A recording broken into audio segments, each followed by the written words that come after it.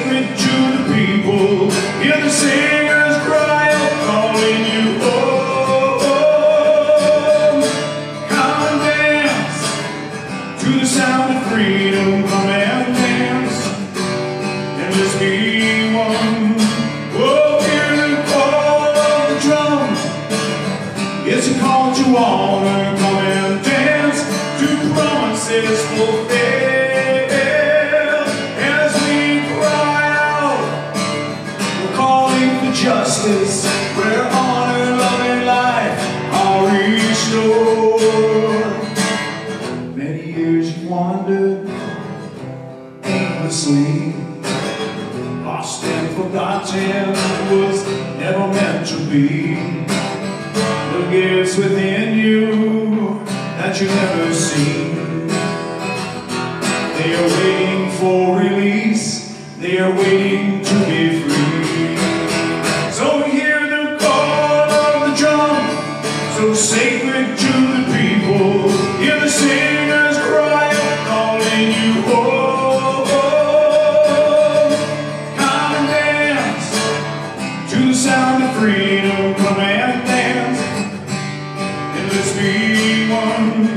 Oh, hear the call of the drum. It's a call to honor. Come and dance to promises fulfilled.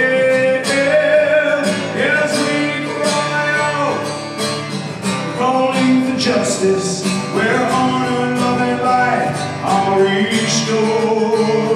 Oh, when I obey, when I obey, when I obey, oh, when I obey, when I obey, when I obey, oh.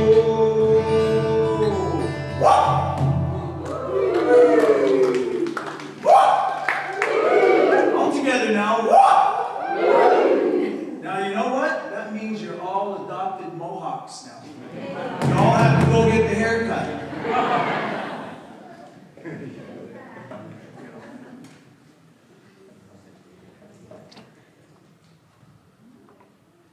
Don't want you to have the shock of me unplugging it with it still going. Thank you, Mr. Simon.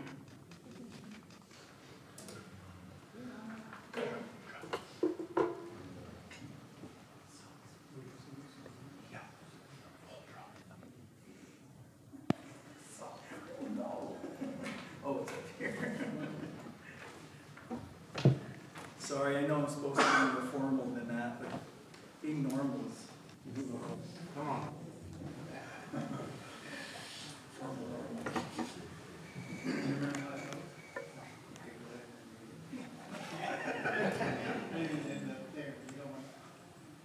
Where's Kenny?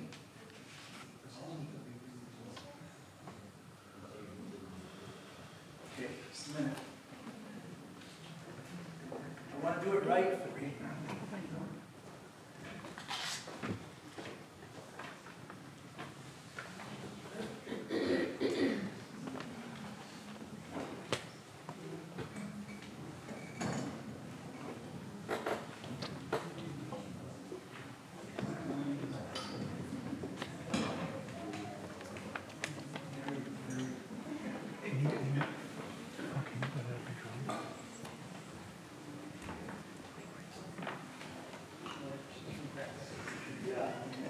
I'll work on this one.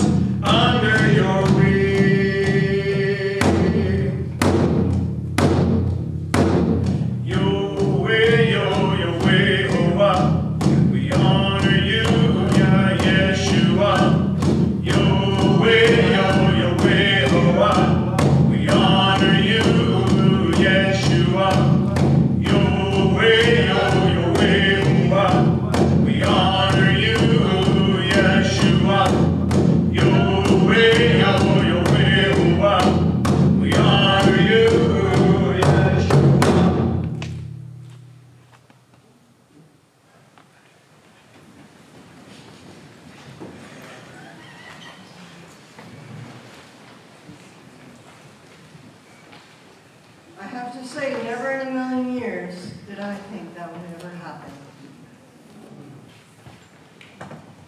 Creator continues to do an amazing work. The visions and the dreams of our NAIITS founders continue to flourish and grow, and it brings great joy and delight. We have come from the north, we have come from the south, we have come from the east and the west, and we have come to this land, the land of the great dreams of Crazy Horse, Sitting Bull, Black Elk, and I would even say our dear friend Richard Twist. We have not disappeared as Indigenous people. We have not disappeared as Indigenous people. We are still here. So tonight we have many Indigenous voices and peoples and nations represented. We have the Anishinaabe, or the Nakawinawak, as we would say in my language. And I'm going to ask us very informally to say what nation you are from the crowd, from our faculty, just as you would like to echo, to speak your nation. Kind of like a prayer meeting, you know, where people just kind of pray one at a time. But I'd like to know how many nations we have here. Mi'kmaq, Cayuga, Potawatomi,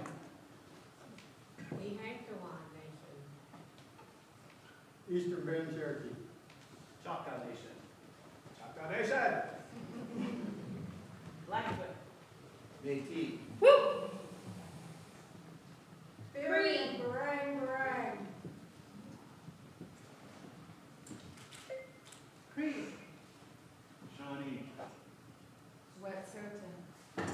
Pinuya Bayan. Tabalan, Sedan, Wonderful. Penelope, Lakota.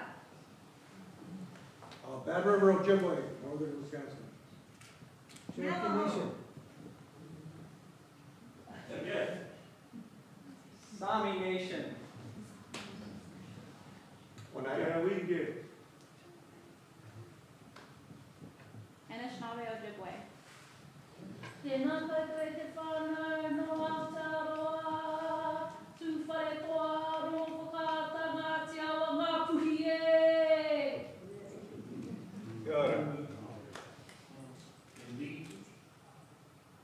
Anaskapi Pikani. Upper Skagit. Kitan, Niskat, Guna.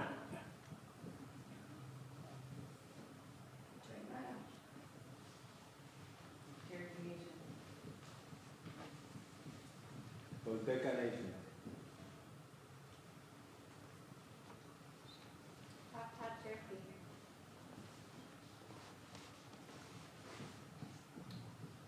Does that not make your heart happy?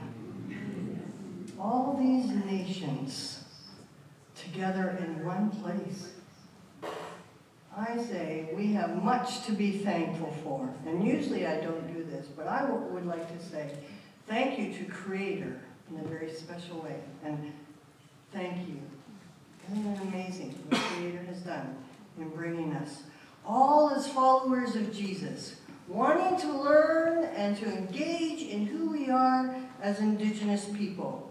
We are still here. Amen. And we are coming back and our hearts are growing stronger. We're reclaiming identity, revitalizing ceremonies and language, immersing ourselves in our culture and asserting our rights. We are celebrating our culture and spiritual gifts, and as the founders of NAIITS envisioned, we are walking in our Creator-given social and cultural identity. Amen? But like our ancestors before us, we are still dreaming. We are still visioning. God is still speaking in and amongst us, through us.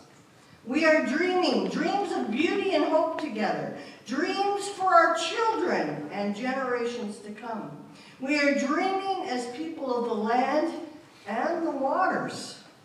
We are dreaming as Indigenous peoples around the globe. And this weekend we will share some of those dreams. And we will see some of those dreams come to fruition this evening as long, hard work has paid off. We will continue to dream, and with our fellow kin, our friends, our brothers and sisters, with all our relatives, we continue to dream.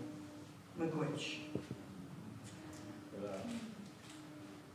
It is wonderful to be here this evening, and we do, I was going to say, I like to honor those that have kind of set the stage for us, literally, maybe in some ways, in years previous.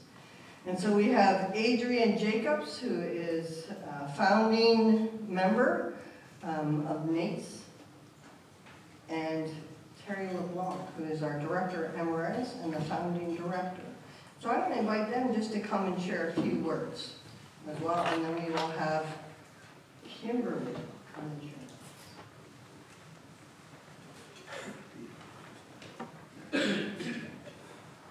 A few words.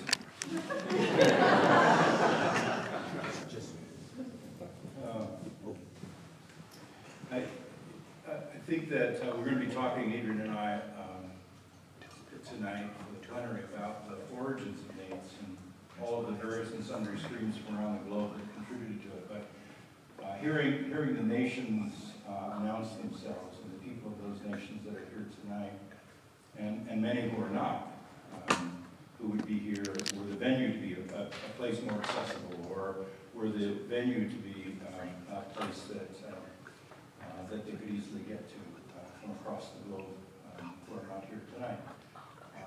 My heart sings to know that Kath, RT would be pleased.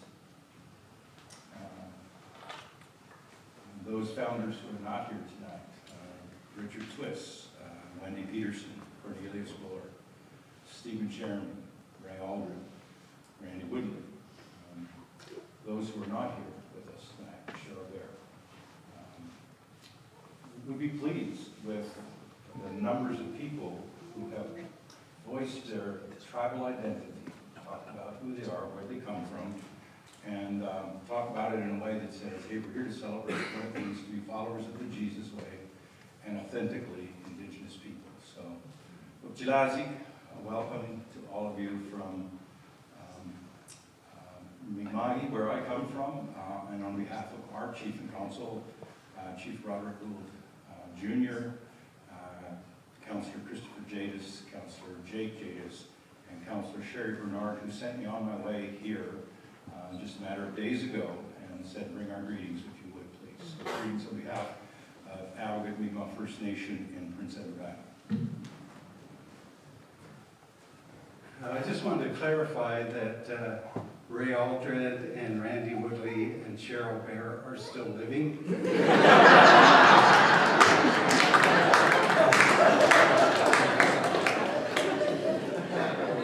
I did say, as Sherry was referencing, the founders, there are a few of us still alive. Anyways, it's good to be here and good to smell sage and pipe tobacco smoke in a place where Christians are, and hearing a drum and listening to our style of music. Last year's symposium was all about our music, our way, and part of the vision, and we'll be talking more about that later tonight. I'm from the Six Nations Reserve in Southern Ontario, largest reserve in Canada, and I grew up in the traditional community for 20 years of my life, and came to Christian faith, and had come full circle to see that my Indigenous identity and my Christian identity are not incompatible. They are just as fitting as my hands are here. And I'm glad that there's a bunch of people that feel the same way. Thank you.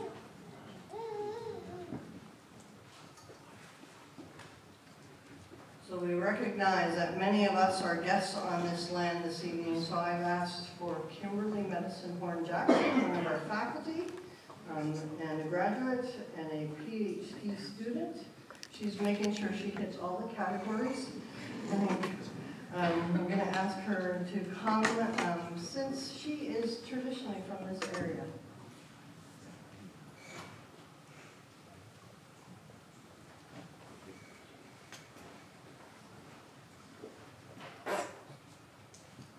Thank you, Sherry. Greetings, everyone. It's wonderful to see all your beautiful faces and that you could make it here. Your footsteps were guided, I'm sure, every step of the way.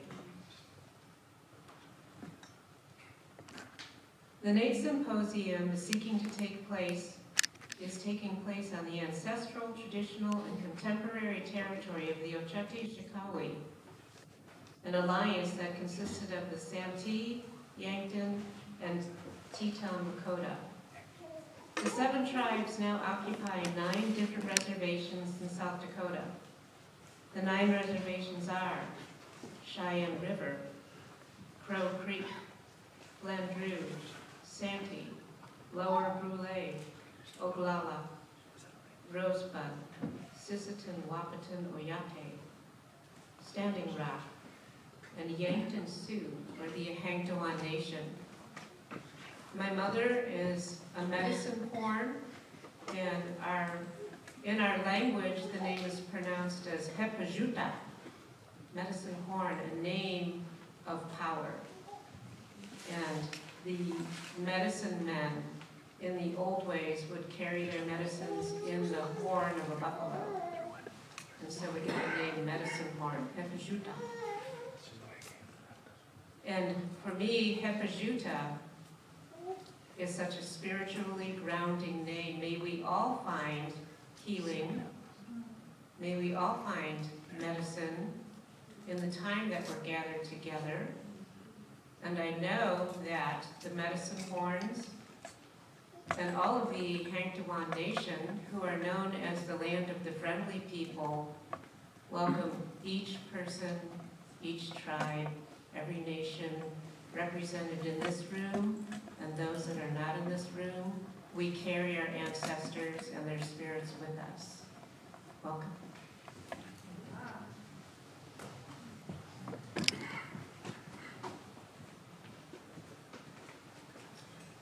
Thank you, Kimberly. We recognize this evening that NAIITS has many partnerships, and we are pleased and honored to be in partnership with Kairos University. And I will say, I'll give a shout out to Doug. He's way up at the back there.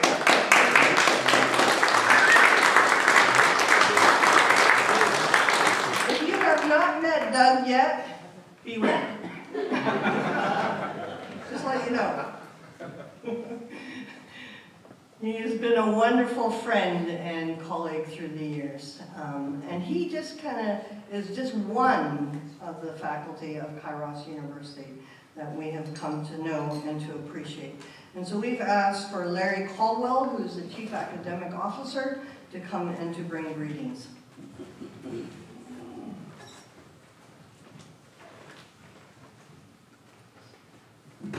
Thank you. On behalf of Kairos University and our president, Dr. Greg Henson, who could not be here this evening, and on behalf of Doug Anderson as well, I bring you greetings here and welcome to Sioux Falls and to this campus, which is Augustana, but ours is across the street, so please wander over there as you have time. We are just excited to be co-hosts with you, and especially in terms of the theme for this year's symposium. My wife and I had the privilege to spend almost 3 decades in Asia, and we learned much from our students and the people that we mingle with. There are many who are indigenous, and always dreams and visions were important to them. And I learned much from them during my time there. And so I'm looking forward to this weekend to learning from you as you minister to me and others who are still learning these things. So thank you for being here. Welcome. If we can help you in any way, please let us do that for you.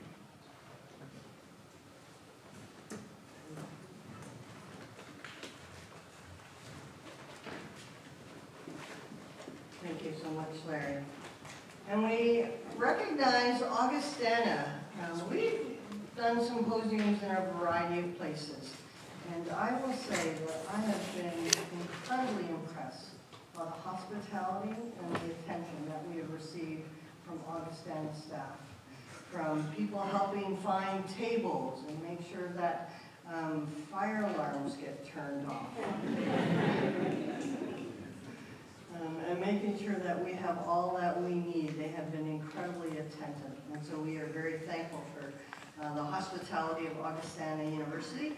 And so we have Ann Rosendale, who's going to come as a campus pastor, and then Willette Capers, who is the provost for diversity, equity, inclusion, come bring some words.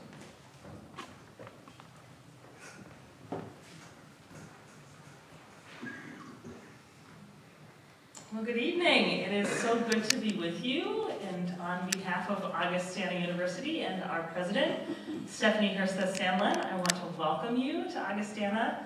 Our president wasn't able to be here today. She's traveling overseas in Norway for a couple weeks. So I want to thank you, NAIITS, for the important work that you do as you weave Christian theological studies with the rich culture and traditions of Indigenous people in North America.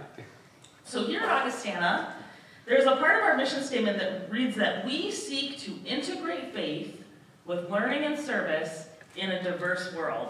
There's a couple things I love about that part of our mission statement. I love the word integration. Integration is intentionally bringing things together that others would rather be left separate, and it seems to me that's what NAIITS does. And I love the phrase, in a diverse world. This is how we learn. So the diversity of God's creation and God's people helps make stronger, more meaningful connections. We know God in a richer way than we would if the world was just homogenous. So thanks be to God for that diversity. I would say that here at Augustana we count it a privilege, one that we don't take lightly, that Augustana is situated on the ancestral lands of the Oceti-Sakowin, the Seven Council Fires. So every time we name the tribes and the peoples that were the first to steward this land, it is an opportunity for us to consider how God would have those of us who are non-native live faithfully among the Lakota and Dakota and Nakota peoples. I wanted to share with you this evening one of my earliest and most profound cross-cultural experiences. It was a childhood trip with my church to the Pine Ridge Reservation. I was 10 or so, and I remember being in awe of the people, the drumming, the dancing, the beating. The food and the conversation nourished me in ways that my life back home in Minnesota in this mostly white neighborhood did not. And year after year, a group of us from our church would return to Red Shirt Table. Some years we'd go to build things, but every year we return to grow in God's call to listen and to love and to be good neighbors. And as campus pastor here at Augustana, I've been blessed to inherit a ministry with college students that strives to embody the Lakota teaching, Mitakuye Uyasin, we are all related. Because we are all connected, we're all called to be in relationship with our Native neighbors. So we regularly take students to the Pine Ridge Reservation for service learning trips. We've been doing this for decades. And there we experience and we listen and we try on this Lutheran practice of accompaniment, which is walking with and eating with and crying with and praying with one another, just as Jesus did. It is quite a thing to watch young adults encounter the beauty and the heartache of the reservation, to see not only the pain but the promise in our Indigenous brothers and sisters, and to see the face of God in their faces. It's a life-changing experience. For all the studying abroad that our students do here at Augustana, flying oceans away for J-term, Pine Ridge is often the most cross-cultural experience of their college career. And it's right in their backyard. So we are all related, and as we share space here at Augustana this weekend, know that I consider you my friends, my relatives, my partners in God's work. What a gift it is to be together in this life and in this mission. Thanks be to God, and I am pleased to introduce my esteemed colleague, one of my favorite colleagues, Assistant Vice Provost for Diversity, Equity, and Inclusion, Willette Capers.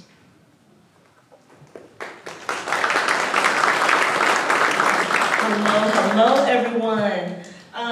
Good afternoon and welcome to Augustana University.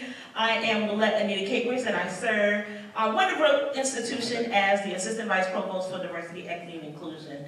And with that, I get the wonderful privilege to also serve, at least for the next month or so. I've already done it for 3 years and I'm passing on the baton. I serve as our advisor for our NASA, which is our Native American Student Association. But I am passing on the baton to Ray, who's around here somewhere. I would have sworn, oh, Ray's right here. Ray, come on up. Wave your hand. I'm passing it on to Ray. Ray is going to be the new advisor. Ray works in the technology department here, and I'm excited for the work that Ray is going to be doing with our Native American Student Association. Thanks so much, Ray. Ray's awesome. We are deeply honored to host NAIITS Indigenous Learning Community for this year's conference.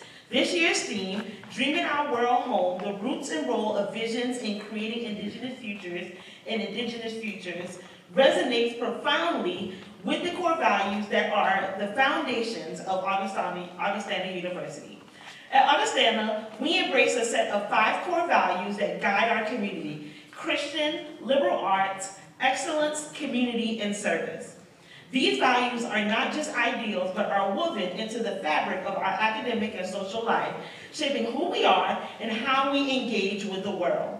Firstly, our Christian values, centered on the principles of the Evangelical Lutheran Church in America, encourages us to nurture and mature religious faith, welcoming all faiths and relate our faith and ethics to learning and service. This aligns with the conference vision of dreaming our world home, as it calls for an inclusive, respectful, and ethical approach to creating a future that honors all traditions and beliefs. Our commitment to liberal arts education fosters a broad understanding of human interactions and cultivates the awareness of one's own religion and ethical beliefs, as well as those of others. This holistic approach to education is essential in shaping a future where diverse visions can coexist and enrich each other. The theme of dreaming and envisioning new futures is deeply embedded in the liberal arts tradition, which values creativity, critical thinking, and lifelong learning. Excellence, another core value, demands high standards and integrity in all of our endeavors. We challenge the intellect, nurture potential, and act ethically. This commitment to excellence is crucial as we envision and work towards Indigenous futures that are not only sustainable, but also rooted in those high standards. Community, which is the heart of Augustana, is about caring for one another and our environments. We respond to needs, respect human difference, and empower each other. This sense of community is vital for dreaming our world home, where everyone feels valued and included, and where diverse visions can come together to create a shared vision. Lastly, we have service. Service reminds us that wholeness includes reaching out to others. We are called to promote justice, integrate career and service, and serve both church and society. This aligns perfectly with the conference theme, emphasizing the role of visions in creating futures that are just, equitable, and grounded in the spirit of service. As you embark on this conference, let us remember that the roots and roles of visions are not just theoretical concepts, but living practices that we can all embody. Together, we can dream our world home, creating Indigenous futures that are vibrant, inclusive, and filled with hope. Welcome to Augustana University, and may this conference be fruitful and an inspiring journey for all of us. Thank you so much.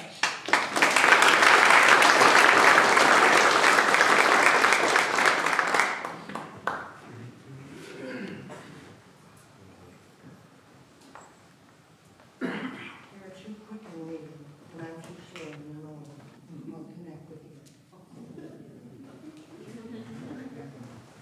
advertisement. In case you're wondering.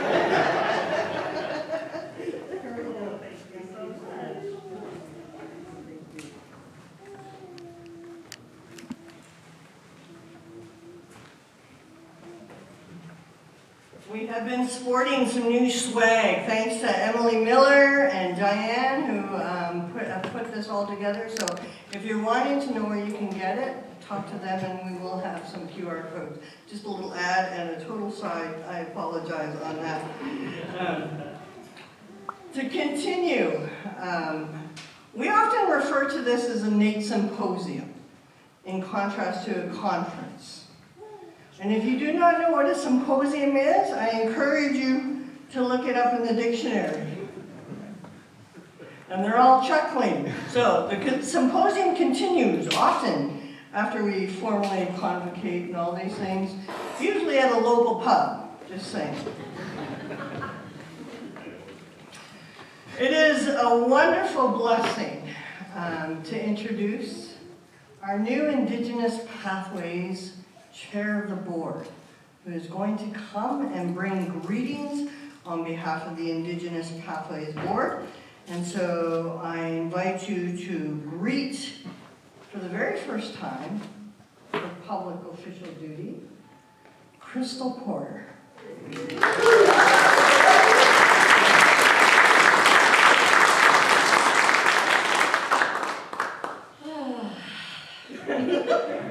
I'm really excited to be here. Gwaed Abjalasi, Nivelawisi Crystal, Wadabekisi Oktahomuk, Buznell Wiki, Winnipeg. Hi, my name is Crystal. I am currently living in Winnipeg, but I hail from Newfoundland. I'm Mi'kmaq from Newfoundland, and get to go back in a couple weeks, so really excited to go back to my home territory. On behalf of the Indigenous Pathways Board, it is so wonderful that you get to see my face up here tonight. I'm joking. It's so wonderful that we get to see your faces. And to add a little in there. 9 years ago, I took a plane and flew to my first NAIITS Symposium. And I remember sitting in the back, and if somebody would have come to me and said, I will give you $1 million to go up to the front and speak, I would have walked out. Will someone please come and give me $1 million? Took 9 years. But it is so wonderful because in that time of growing and coming into community, once again, we're coming back to a space where it is home, where we might not know everybody, we might not be familiar with the land, but the people become our community and our home. Abjalasi, and you heard Uncle Terry use it as well, means welcome, but it also means come and sit. Come and sit and learn. And reflecting on my time here so far, I've had the opportunity to come and sit and learn and listen to the stories of so many people, to hear the dreams of so many people. And I encourage you, and the Indigenous Pathways Board does as well, because they endorse me, you know, to be here. But I encourage you to sit and listen and learn, to hear the dreams of others this weekend, and perhaps through listening to the dreams of others, you will learn your dream as well. That you will have your dream, and that we can share together and grow this community together. Walalan. Thank you.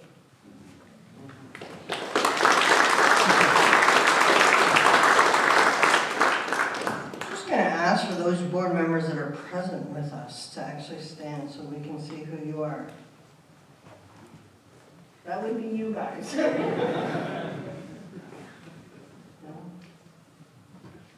And Casey is somewhere. Okay, he's in the middle. There we go.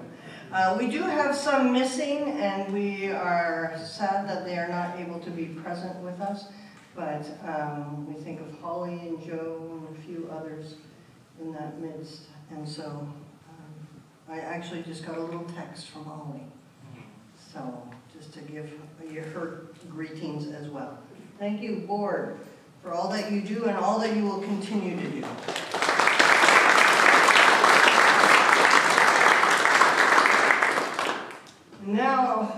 we've all come for, the excitement this evening of our graduates. And so I'm going to ask if Damien Costello would come and introduce our representative speaker. For those of you that don't know Damien, he is our PhD supervisor. He is a good friend. He has walked with the NAITS community well. And we continue to appreciate all that he invests in. And he happens to be a little bit of a Black Elk scholar.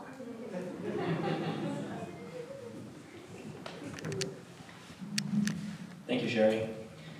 My name is Damien. I'm one of our non-Indigenous community members. And I was both very edified, spiritually moved by the opening ceremony here, but also disappointed that we weren't able to do it outside in the land. Creator sent a mighty wind to us today. And I was reflecting on that and realized that that was probably the only thing that kept Donnie off the golf course. But then, in preparing for this, I talked to Donnie, and I shared that with him, thinking I was very insightful and witty. He said, Damien, I'm from New Mexico. I play in the wind all the time. So Donnie must really love us if he's here with us tonight and not playing golf. I am going to talk a little bit about Donnie later on, so I'm not going to say much now, but just to recognize that Donnie is here because of Uncle Richard Twist and seeing him speak. So our first graduate, our first NAITS PhD is here because of Richard. So I know he's going to talk about that, but I want to center that and honor that and remember Richard as we hear Donnie's thoughts. So Donnie.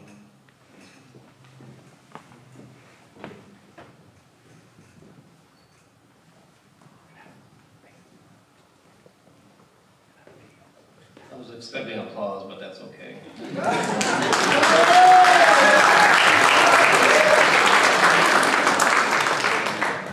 I knew Josh would. Thanks, buddy.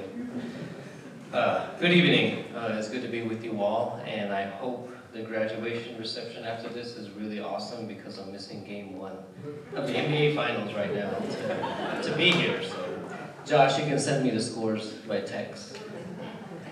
But yate, she dagmige inishe, hananak inishle, ki anish bashichin, said na jini dashanala, toba a dashiche, akotena she that's who I am. So welcome family, friends, relatives, fellow scholars, colleagues, and those who have nothing else to do tonight. Thank you for being here. I feel very scholarly wearing this academic regalia. And as many of you might have heard, Lily Gladstone, star of the movie Killers of the Flower Moon and Golden Globe winner, was honored with a headdress by the Blackfeet Nation. And all I get is this rented gown. I don't even get to keep it, I have to give it back after we leave. So therefore, since I am done with my PhD program, I shall now pursue an acting career. I hope somebody will give me one of those cool headdresses. Maybe Kenny can make it. Kenny does headdresses. Also, the day Lily Gladstone was given her headdress, that day is actually designated as Lily Gladstone Day. And I stand here before you as the first NAITS PhD graduate, and it's simply just another Thursday.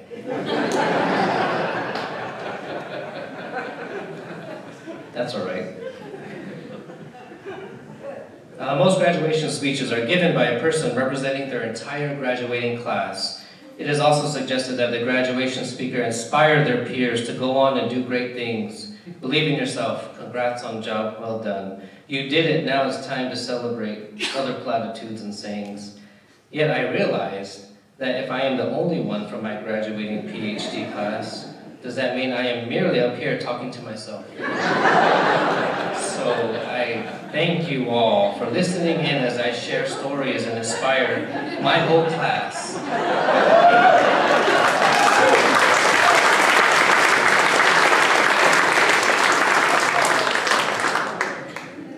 The first PhD class I actually took along with my cohort was on methods and methodologies our instructor, Dr. Andrea Smith, made us read a lot of books on research done from an indigenous perspective.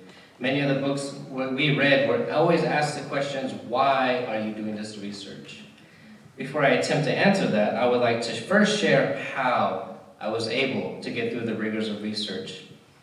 First answer is I had plenty of support. I had my wonderful wife, Renee, who always stood behind me, often literally, because she too was interested in what I was learning in class and our weekly meetings. She was the one who brought me amazing food during our weekly class and cohort meetings.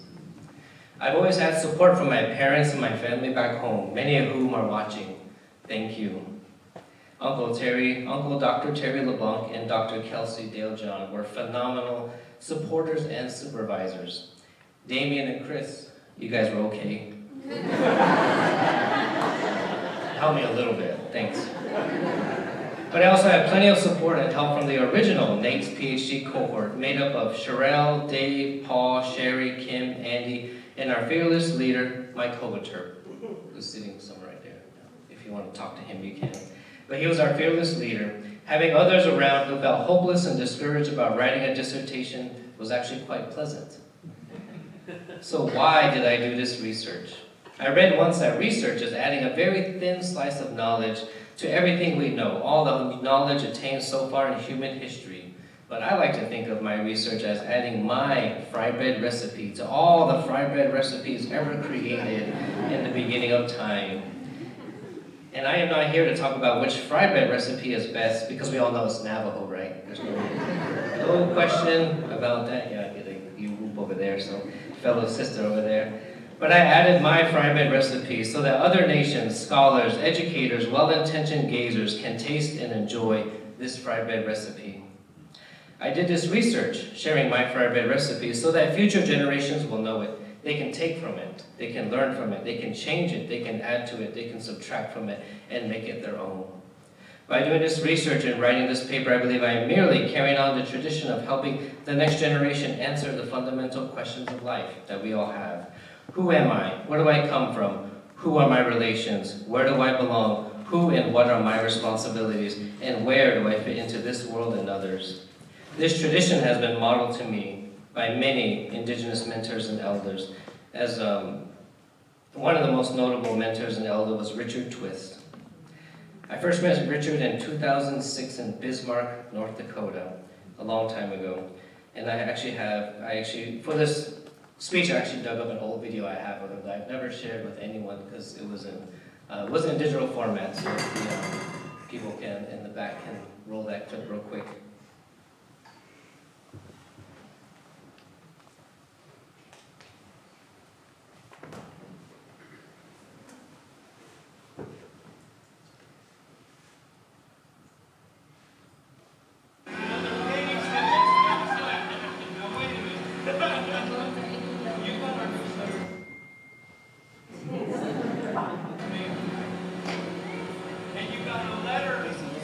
The Indians are coming to town, and when the Indians come to town, the white people get afraid. So if you're white and you're watching this video, you should be afraid.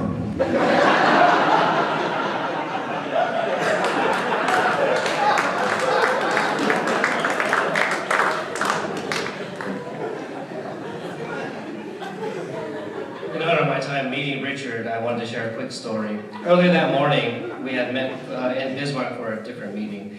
Me, Renee, Richard were driving to the meeting somewhere in Bismarck, and on the way, Richard wanted to stop for coffee. I think he liked coffee, right, David?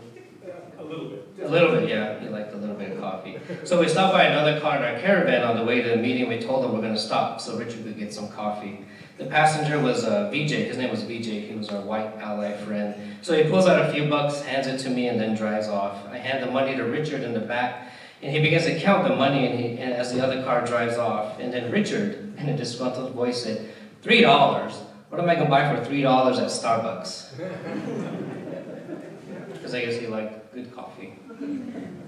But I took this video by chance after eating lunch one day, and I must admit he scared me a little bit. And that's why I think I cut the video short, because I was like, you can't say those things. There's people around, white people around. But he definitely gave off that AIM vibe, like he was ready to take over one of the buildings in downtown Bismarck. Even though I had just met Richard, he had such an effect on me, like probably many of you, with his charisma and fearless demeanor, that I probably would have helped him take over that building that day. After those meetings had concluded for the day, Richard wanted to meet with me and Renee. He sat us down and he asked us a lot of questions, mostly about our work, which at the time we were fully vested in campus ministry to go out and save the souls of lost Indians. Shameful, I know, but that was a long time ago. I believe Richard wanted to share so much with us about the path we had chosen, but he was also wise enough to know that we were not ready to hear what he wanted to share with us. Instead, he graciously invited us to join Waichoni if we ever left staff. I did this research to carry on the tradition of asking important questions and passing down these knowledges and stories to the next generation. I am merely carrying on the tradition and legacy of people like Richard, Uncle Terry, Wendy Peterson, Auntie Patricia, Uncle Ray Minicon, Ray Aldred, Jackie Ahmed, Jay and Stephanie Goings, Edith and Randy Woodley, Andrea Smith, Justine Smith, Casey Church, Adrian Jacobs, and even Cheryl Bear. I'll give her a little bit of credit. Yeah, in Zuni we say alakwa, and finally, thank you.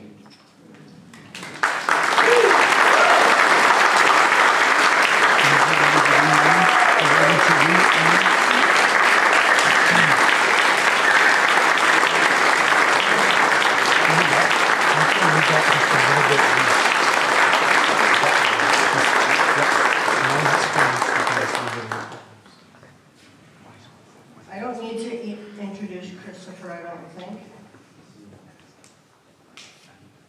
He'll do such a fine job of it himself, if he can remember how to pronounce his last name.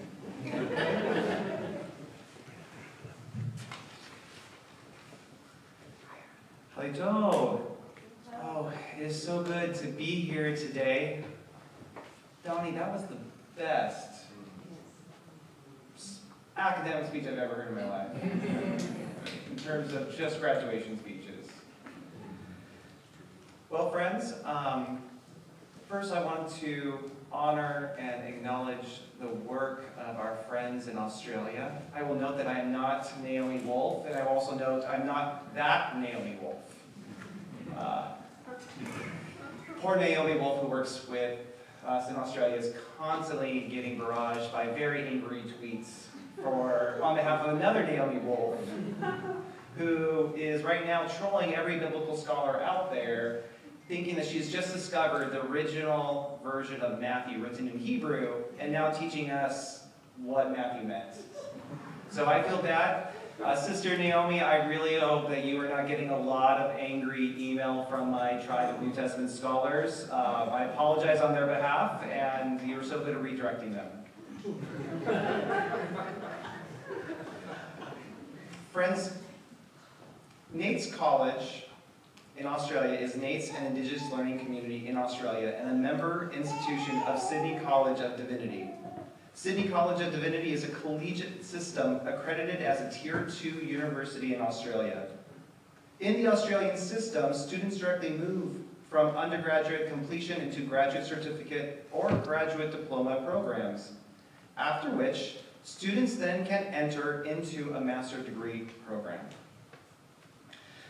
And friends, we come here to honor one such graduate who is right now in Australia, but we remember you. Rysera McCullough.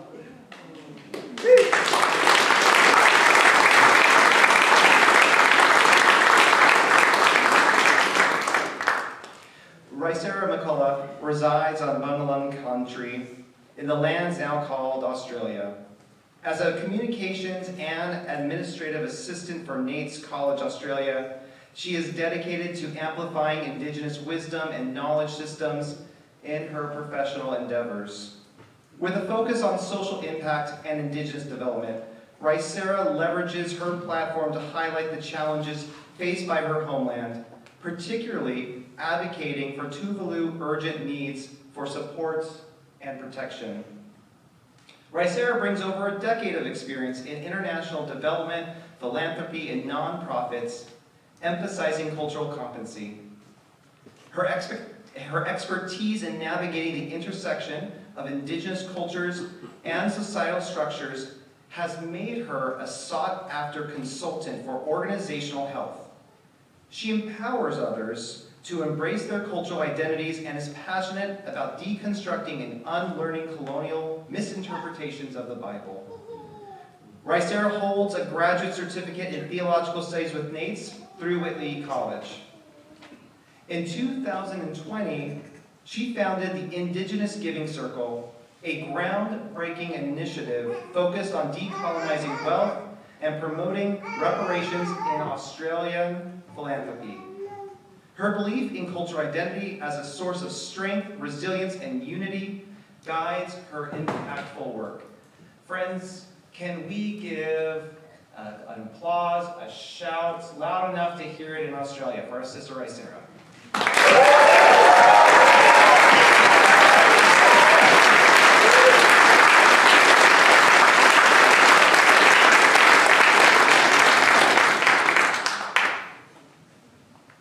So now I switch my hat, and I am Chris Hockley-Tubby, Director of Graduate Studies for NAITS North America, and I am so pleased to describe the biography and to celebrate a student I've really grown to appreciate.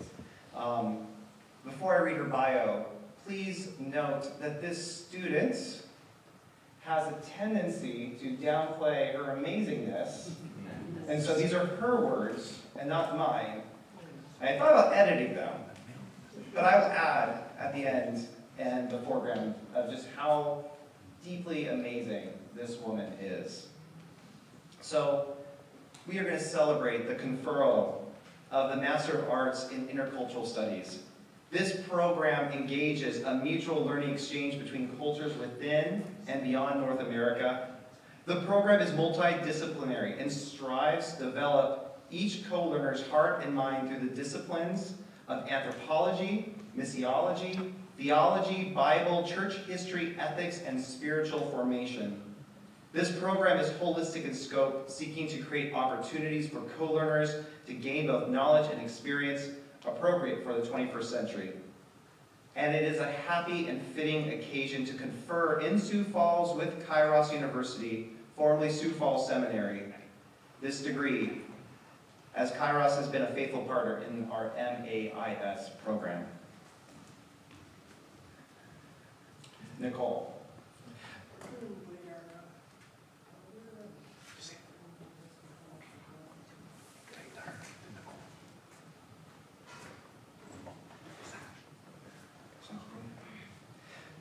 Nicole began her NAITS journey with little more than an earnest desire to be in community as she sorted through her messy faith and identity questions.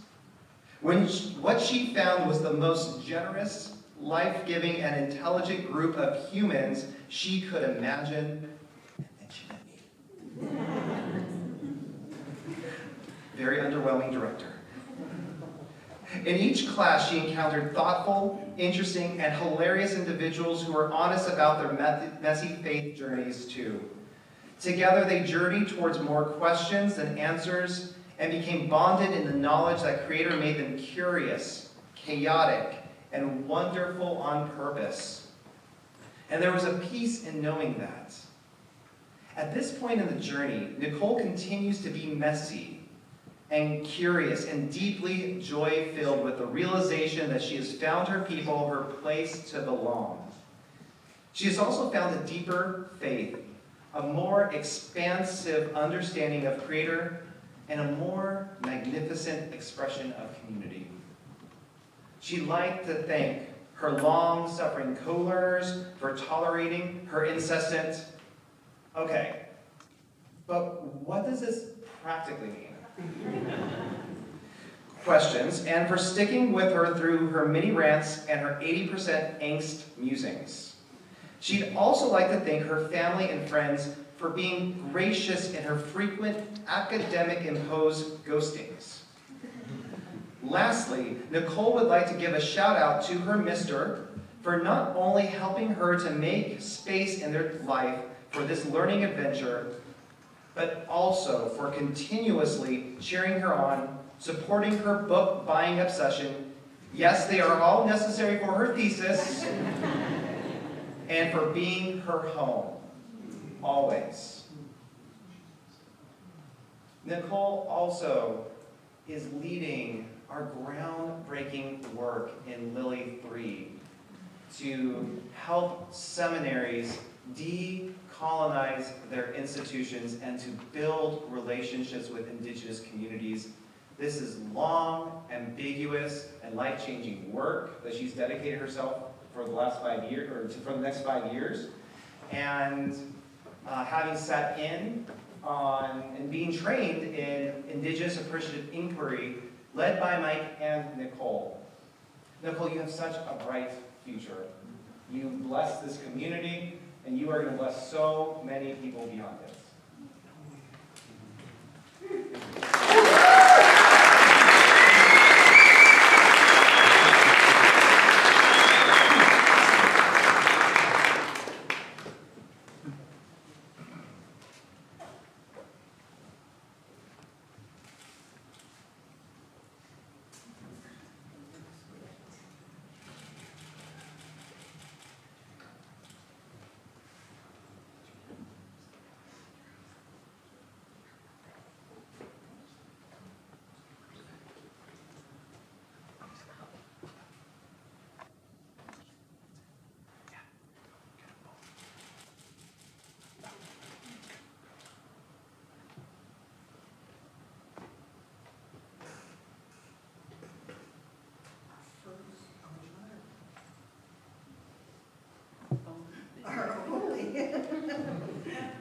And Master of Arts, Asian Cultural Studies.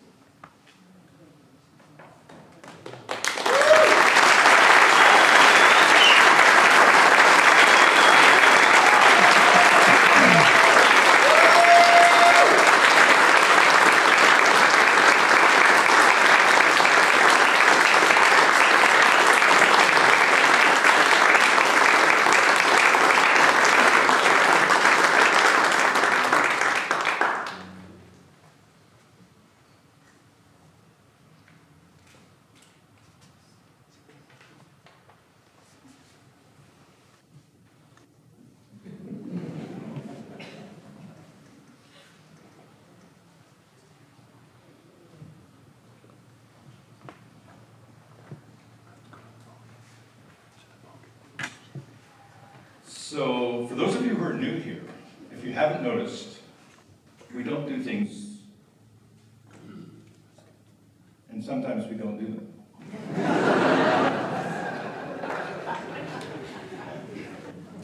We do things differently, from the way in which we convene to the humor that seeps through all that we do. And Donnie did take a graduate level class in joke telling, as you might have noticed. And he was actually quite good at it. But we do things differently. And one of the things that we did differently was develop a PhD program differently than other institutions. We blended together a range of ideas and models to create the model that we have. Cornelius Buller, who's no longer with us, who walked on a few years back now, and I sat down and listened to our faculty, listened to our students, looked at the community models of doctoral study that were available, but most importantly, looked at the journey that we had to take to do a PhD program. And none of us wanted to do that for our students. We wanted a PhD program that would be robust, that would be rigorous, that would challenge them, invite them into new areas of learning, but would do so well supported in a cohort of colleagues who were studying different disciplines. It's an interdisciplinary cohort. Not because everybody's doing an interdisciplinary PhD, because you've got biblical studies scholars and theologians, missiologists and others in the same cohort, having conversations with one another. We wanted to do something that wasn't strictly course-based, but would be guided by 2 mentors assigned to each student, 1 Indigenous at a minimum, and 1 non-Indigenous, so that there would be some cross-fertilization and some ability of our students to learn from the best that they could possibly learn. We looked for an institution to partner with, and when we found one in Australia, we were quite excited with the University of Divinity, and Donnie graduates with his PhD tonight in just a few minutes with the partnership of NAIITS and the University of Divinity. We want to go beyond that, and we have, to a PhD that is accredited by ATS as an experimental PhD that blends together these things that I've just been talking about, a cohort-based, research-driven, mentored PhD program where coursework is assigned to the student to assist them as opposed to hinder them, like the 63 credit hours that I had to do, but to assist them in accomplishing the research and the work that they wanted to do. So the PhD program has been running now for just over 4 years as an experimental PhD accredited by ATS, and not only accredited by ATS to deliver, but accredited to deliver without residency requirement, which itself for Indigenous students is an absolutely huge, huge accomplishment. So we're really glad of that. And we're grateful to ATS, the Association of Theological Schools of Canada and the United States, for allowing us to be the first that combines so many different elements that are new in a PhD. And I guess Damien's coming up now to talk a little bit about our first PhD graduate. I think his name is Donnie.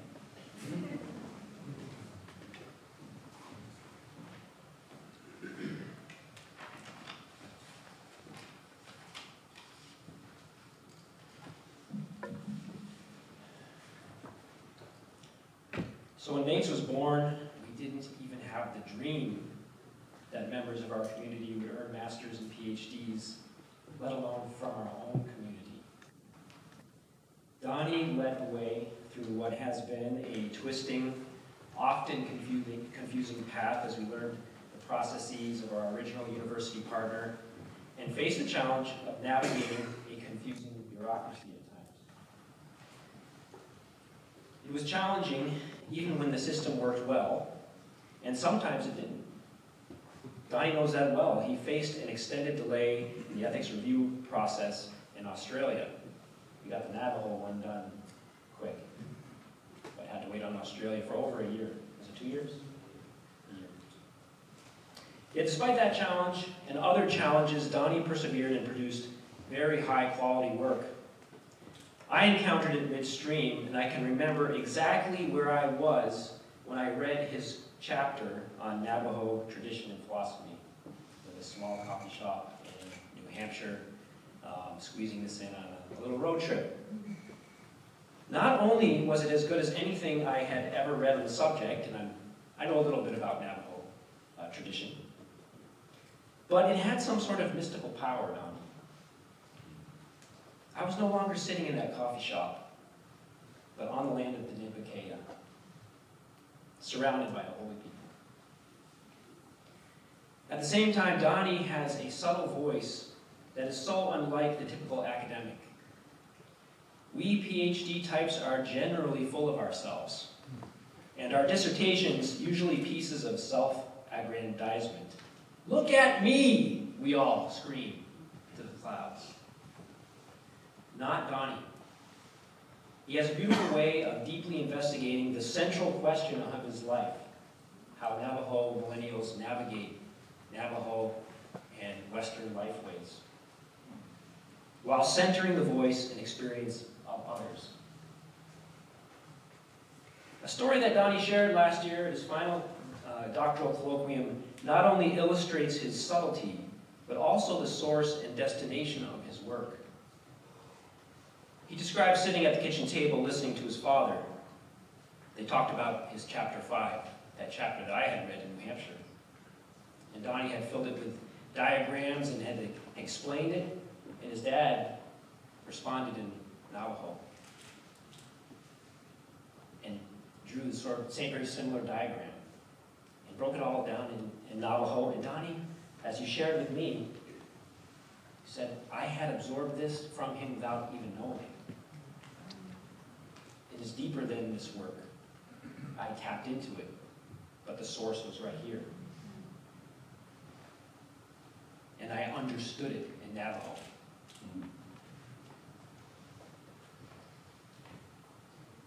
The way he shared the story with the other doctoral students left the impression that it was the culmination and greatest validation of his work. That this conversation with his father, Tom Begay, in Dene, was his real graduation. Navajo prayers end with a beautiful phrase repeated 4 times. Hojo Nahasli, everything returns to beauty. To me, this draws out the greatest lesson of Donnie's witness and work that he has given and continues to give to the NAITS community.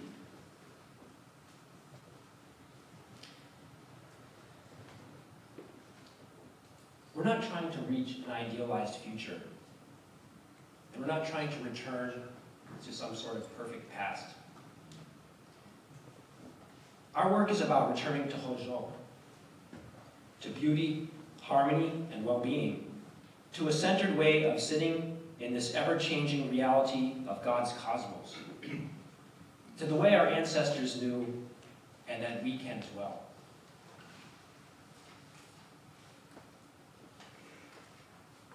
So Donnie, I want to thank you for this wonderful gift. We're here to celebrate dreams. And you are, in many ways, the first and most important dream of our PhD program. We love you.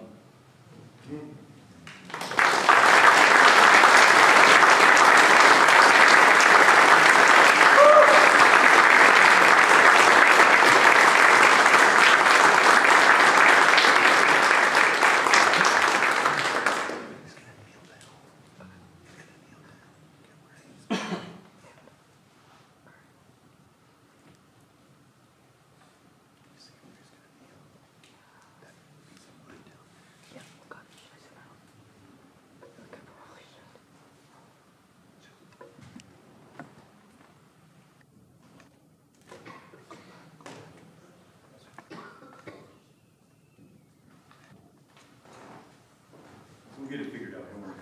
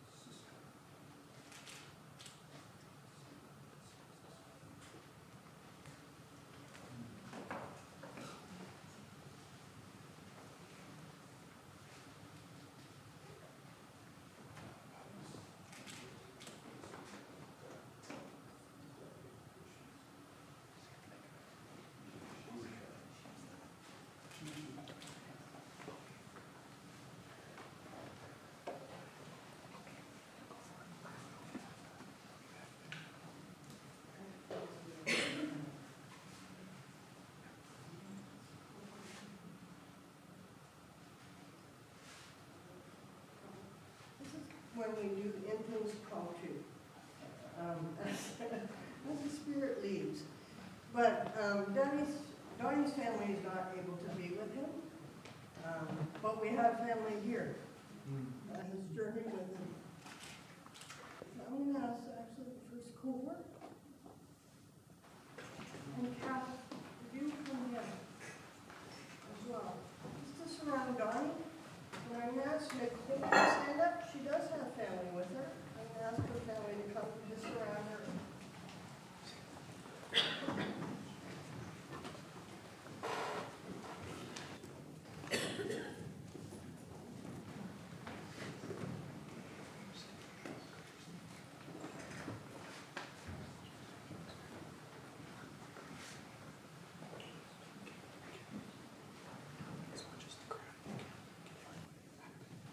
kind of gives you a picture of all that it takes and the support, those that have stood behind and encouraged and prayed with you, listened to you, said, you can do it, you can do it.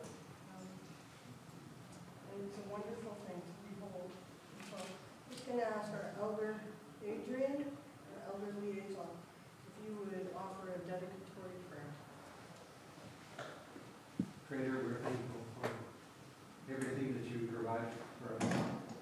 From our mother, the earth, that provides everything that we need in life. All the foods, all the medicines, all the water of life. We're thankful for all the helpers that make that happen. The thunders, the sun and the moon, and the systems, and the stars that guide, and the messengers that have come to us from every direction. All of the teachers, all of the helpers, all of the instructors, all of the mentors, all of the elders. We're thankful for each one of these graduates. Thank you that you have begun a good work in them. You said that you would complete that, and that means to make it full and continue to unfold. So we just continue to expect that unfolding to continue in both of their lives. Thank you for Nicole and Tommy and for all that that means to their family and to their friends and to their community.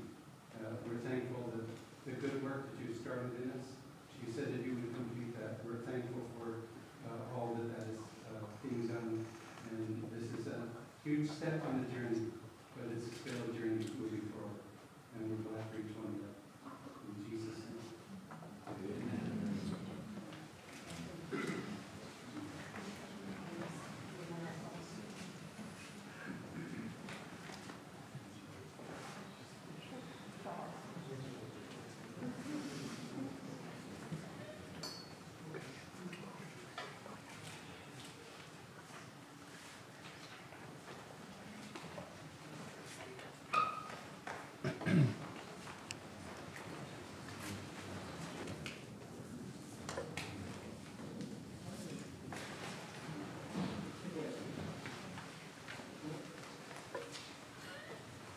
Going to invite Jonathan and whoever else comes along with him. I never know who's going to pick up those drumsticks. But if we could have a song for the recessional. I'd like our graduates just to stand and for us to just hoot and holler and celebrate with them.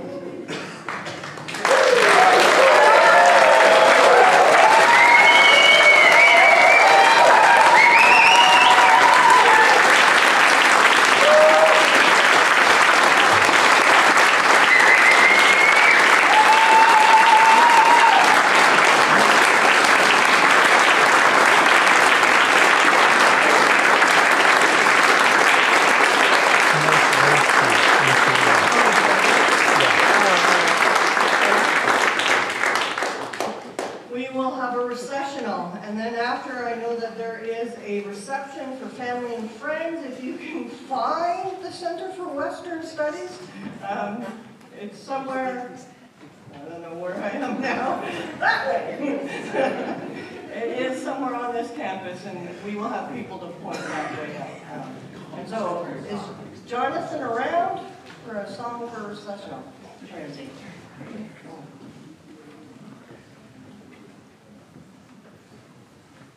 Oh, yes. I was going to say, I was so excited because it said reception on there. I wanted to go party. We do have a plenary after this. So, in which we have some of our founders of the NAITS to come and share with us. So, we will recess. We'll take off our academic regalia, and then we will come back in. So, Jonathan, if we can do a song. I'm a little excited. What can I say? Yeah, just a drum song.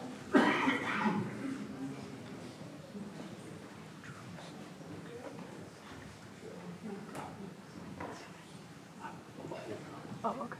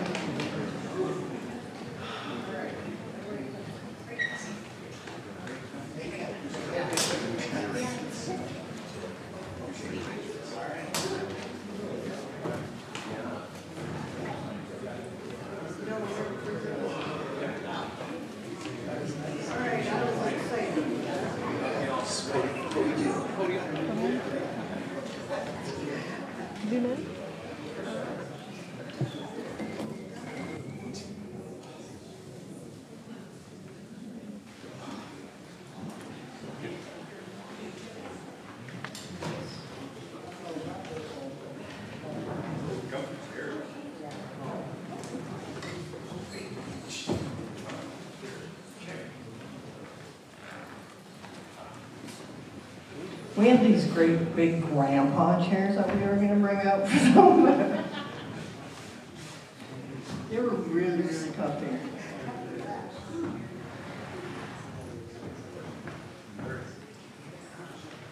We will apologize to those who are seated over there. Their backs to you, unless you want to migrate a little bit.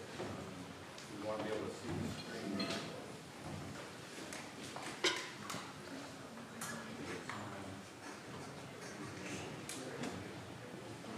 So I do know our faculty and our graduates are still changing out of their academic regalia and taking photos. They will be joining us in a few minutes. But I'd like us to hear this evening from our plenary speakers.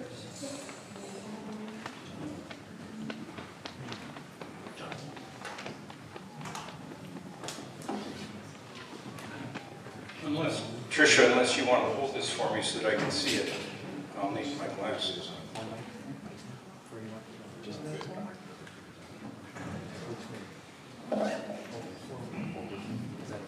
So what we wanted to do Hold on, sorry. He's excited. That's great. So for those that are new to this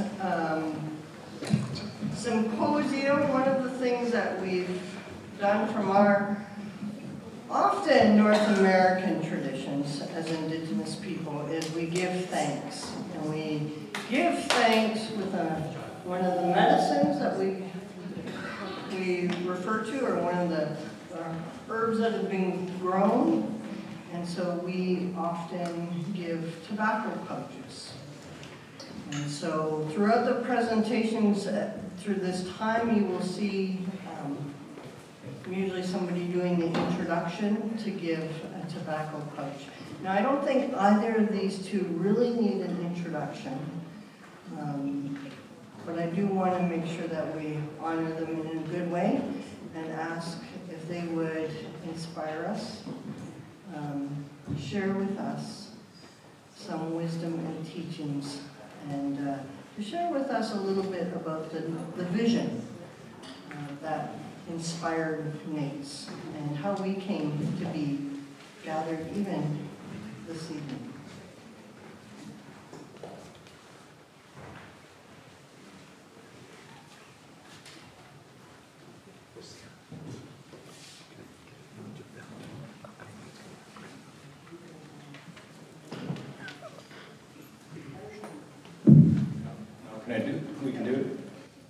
First slides.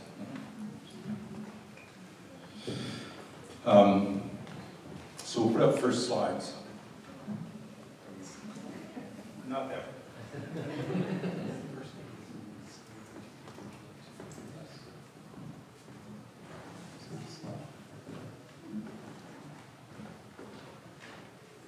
We haven't rehearsed this, I noticed that.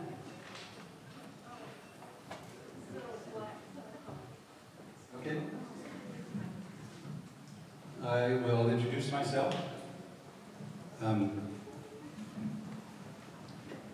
Adrian Dean Jacobs is my name. It's as my cousin Beverly Jacobs, who's a lawyer, says, that's my GST name, my tax name. My clan name is Gunusano, which means Deer Lodge. And I am of the Turtle Clan of the Cayuga Nation. And actually, you say in our own language, it's Goyokohono. That's our name. English version is Cayuga. From the Six Nations Reserve in Southern Ontario. And I've been the NAITS Elder liaison. So every month, we have been meeting with the elders from Australia, Ray and Sharon Minicom, Sam, and from New Zealand, Sam and Chapman, and also John and Jerry Grosvenor from Washington or Oregon? Washington, Nispelum, and then Jerry Goins, where I saw him earlier. Where is he? There he is. Handsome man over there. From where are you living in? South Carolina. South Carolina. I was going to say North Carolina, so good correction. And then Fern Cloud is from nearby, Upper Sioux Reservation in Minnesota. And we've been meeting monthly, and then Carrie is Emeritus Elder. So we've been meeting, and we've talked about a lot of things about the future. And this is my family. I have 3 boys, David, Christopher, and Jesse. And then the 2 girls in the middle are the most beautiful girls in the world. And I'll fight anybody about that. Anna and Erica, and that's my oldest son's partner, Gabby, and my first granddaughter, Juniper. And then I have a grandson, Cypress, as well. And then 2 other grandsons, Dante and Dimitri. But that's a recent picture. I currently work as senior leader for Indigenous Justice and Reconciliation for the Christian Reformed Church in North America. So it's a little bit about me. The rest of this is all about how NAITS came together. So we'll talk more about it. Next. Matt, next slide. Oh, okay, yeah, we'll come back to that. So, Balexit Puk, Nin Dalawisi, Terry Lebon, Naaway Abakut. So my name is Terry LeBlanc, and together with my lovely wife Bev, that's an early photo. You might tell I'm a little thinner. Together with Bev, we have 3 beautiful children. Twin daughters, as you can see on the right, Jennifer and Janine, who are the most beautiful girls in the world. And I'll fight anybody who says otherwise. And our son Matt, who happens to be right up there at the back, doing the IT stuff. Bev and I have been journeying now for, we're just about to enter our 53rd year together. I was, yeah, thank you. I mean, it seems miraculous, but we were 5 and 4 when we got married, so it's maybe not as miraculous as you mean. Bev would be here. She underwent some surgery in January, some fairly serious internal surgery, and she's recovering incredibly well. We thank you, for those of you who've been aware of it, for your prayers for her as she's recovering from that. Together with Bev, I serve our community, Abwikmikma First Nation. I serve as, by request of nieces and nephews and cousins, and chief and council as elder at the Healing Center, the Health Center. Adrian was there with us just last month to talk about some of the work that he'd done before, and we have an incredibly good program there, and incredibly good staff of clinicians and therapists and others, and I have the privilege of serving there now that I have some time as elder for the Health Center, Healing Center, and also to assist where Chief and Council invite me to participate. So lovely family, and tonight we just want to talk a little bit about NAITS, and for those of you for whom this is a new experience, a bit about our roots, where we come from, and what gave birth to us and the people, and so on, and a small disclaimer that we may, given that Adrian's memory is not that good, we may miss a few things or misstate a few things, and that's entirely Adrian's fault. So just to let you know. So NAITS emerged in response to what we saw as a great need to include Indigenous people as full participants in Christian faith. I mean, we could go to church, and we could hang out at church, and we could go to Bible study, and we could, hang out at the Wednesday evening meeting and all of that. But we didn't sense the fullness of our participation because we had to hang up the buckskins and leave the drums out and so forth. So we just weren't full participants. So there was a need to do something about that, and we saw this identifiable trail left by people and events and conversations over many years that began to coalesce and come together. And these events and people associated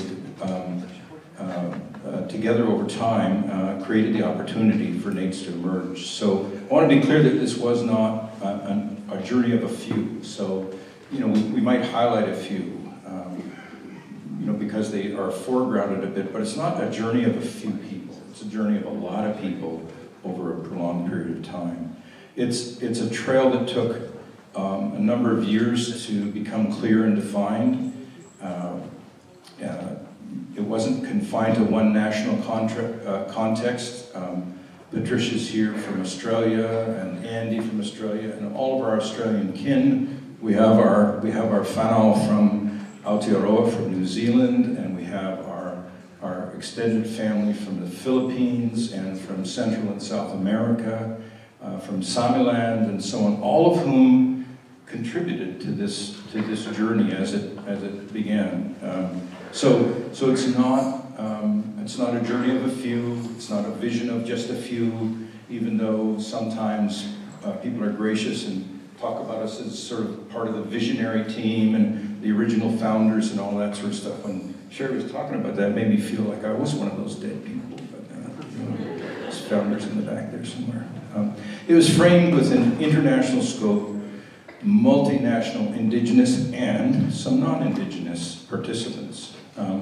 So if the tale we tell tonight isn't full, we hope to fill it out for the paper that will appear in the journal.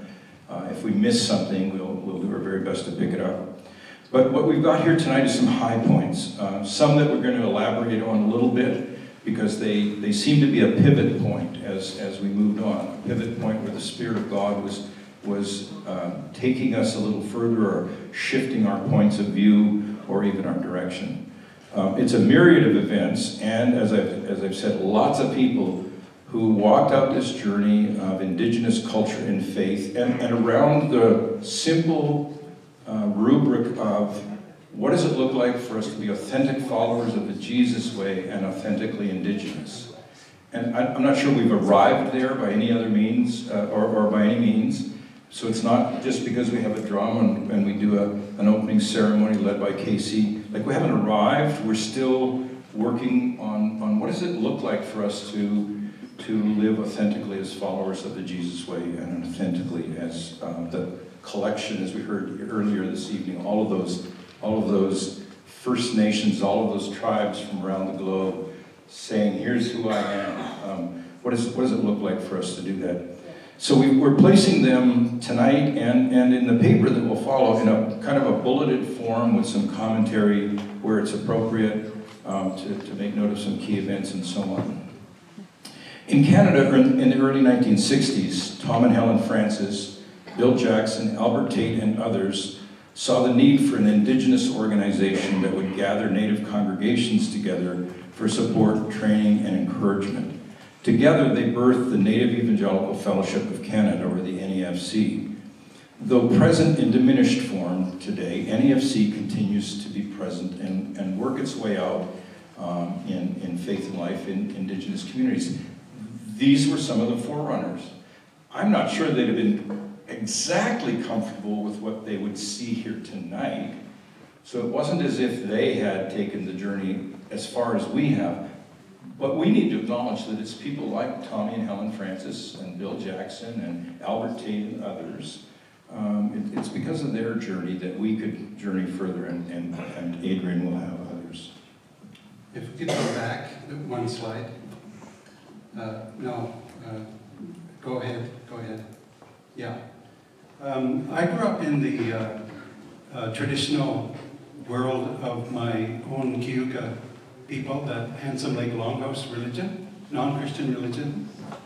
And in 1975, I went, this is me at 19, I'm the one on the right. At 19, I went to Germany as a part of a native dance troupe. And we went with a singing group, a glee club from the Waterloo-Oxford High School. And I would tell my kids, you watch Glee on TV, I lived it. But that's my grandfather's regalia. I'm 19 years old, I didn't come to Christian faith until the next year. But that's where I was, and actually a couple of summers ago I danced a smoke dance that I hadn't danced in about 53 years or something like that. Maybe a little more. Next slide. The forerunners that Terry mentioned, some of them, for me, down in the lower left is Andrew Miracle, Jonathan's dad. And I stayed at his home many times, and he really inspired me in terms of he's Mohawk, I'm Cayuga, we're Haudenosaunee together. And so I really am thankful for him. I especially appreciate Jerry and Johanna Yellowhawk up in the left-hand corner. He was the he was the district superintendent of the Native American district for the Wesleyan Church. And Jerry did the Wesleyan thing for 40 years. He went through the whole process of being ordained, and he had a powder blue suit and tie. He had short hair, he played guitar, and he even put out gospel albums. You know, LPs, the big black ones, you know, way back in the day. So he did that for 40 years. And then he realized that he needed to connect with his own people. So he went back to the community, and he went back to the powwow. And in 2000, he went to the Denver powwow and won Best Traditional Dancer. It's a huge powwow. It's probably the second largest powwow in the US. And he won Best Traditional Dancer. And in the Wesleyan discipline, you know, they have the book of rules, what it means to be a Wesleyan. They forbid dancing. Yeah. So as soon as they could, they retired him. And that's what colonialism does. It just tends to do it that way. And so these, and down in the right-hand corner is Tom Claus. You know, we had some conflict a little bit later on that Terry will mention, but before Tom Claus got into conflict with us, he looked like the rest of us. He wore regalia. Next slide. And this is 1992, and his son there is in a full headdress, Huron Claus. So before the conflict that we had with, you know, Richard and Terry, etc., he was in regalia too. So I honor them, even though they, you know, we came into conflict later on. And when Tom was on his deathbed, I wrote him a letter and I said, I really appreciate you. You're Mohawk. You're from my reserve in Six Nations. You've done the work of what you understood to be ministry. I know that we haven't agreed in our approaches. And he wrote me back and he told me, you know, thank you for that. You do what you need to do. And he encouraged me to do that. So I honor him as well. So you'll notice in this picture, Karen Jolly, you'll notice in this picture kneeling directly behind Adrian is a man that we know very well, and he's kneeling behind Adrian, praying fervently for Adrian right there. So Mervyn Chichu. So there's this connectedness, even here from the James Bay community, all the way down into Arizona, across North America, and a bit of that represented here in people who were, in those days, as they knew it, trying to find ways to continue to live their faith and somehow engage their culture and cultural identity. In the 1970s through the early 2000s, Maori from around Aotearoa with a faith in Jesus hosted non-denominational, intergenerational gatherings. And they created contexts that encouraged the exploration and celebration of their faith in Jesus within the context of Maori identity and culture. And emerging from that, and we'll talk about a movement that emerged from that and from a vision of two particular Maori in just a moment. During this same time, Ray and Sharon Minicon from Australia, Australian Indigenous family, among many others, were exploring the implications of a continually segregating community of faith in mainstream Australian society with an Indigenous cultural faith expression. And I remember my wife Bev and I being there many years ago, and walking through Redfern, and then going downtown Sydney in another part, and feeling the distinct difference. And if Tricia could, I'm not going to let you, but if Tricia could come up here and tell you this distinct feeling that was also resident in the church, and to a certain extent still is. Andy Mitchell's PhD dissertation is touching on the Baptist experience of that, in fact. At the same time as this is happening in the Philippines and in Samiland and various places in Africa and Central and South America, similar concerns and conversations were appearing. And they were appearing focused on theological and cultural concerns and conversations. And they gave rise to a variety of groups, and sometimes formal and other times informal organizations that provided much needed space to listen to the voice of God, heard in and through Indigenous ways and experiences. So as we track the events that contributed to and were in turn contributed to by Indigenous women and men, there's a growing but still initially loose-knit network that becomes apparent. Eventually these activities and people become synergistic, and not only have they heard of one another and found one another, but continue to hang out together. And I remember, Kath, when RT and I did our first Spokane, where did you go, Kath? We moved over here. Good. I remember when RT and I did our first Spokane thing, just the two of us, with that small group of white pastors who had asked us to come and talk about culture and faith, and it was the forerunner to Culture, Christ, and the Kingdom of God, and the conversations there. And we walked out of that church, and there was just like 21 people, but they were listening attentively, and paid attention, asked good questions and all that. And we walked out of that church, and I remember Richard saying, "Hey, Tara, that was pretty cool, eh? Those guys paid a few bucks to come to hear a couple of no-count Indians talk about culture and faith." And it was those little gatherings that began to migrate towards bigger and bigger gatherings with more and more people, and we were finding one another. Next slide. In 1994, I was invited by Richard, met him earlier, he was inviting me and a bunch of people, including some Maori folk, to Warm Springs.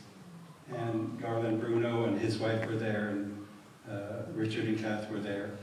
And Richard had these unique things that he did.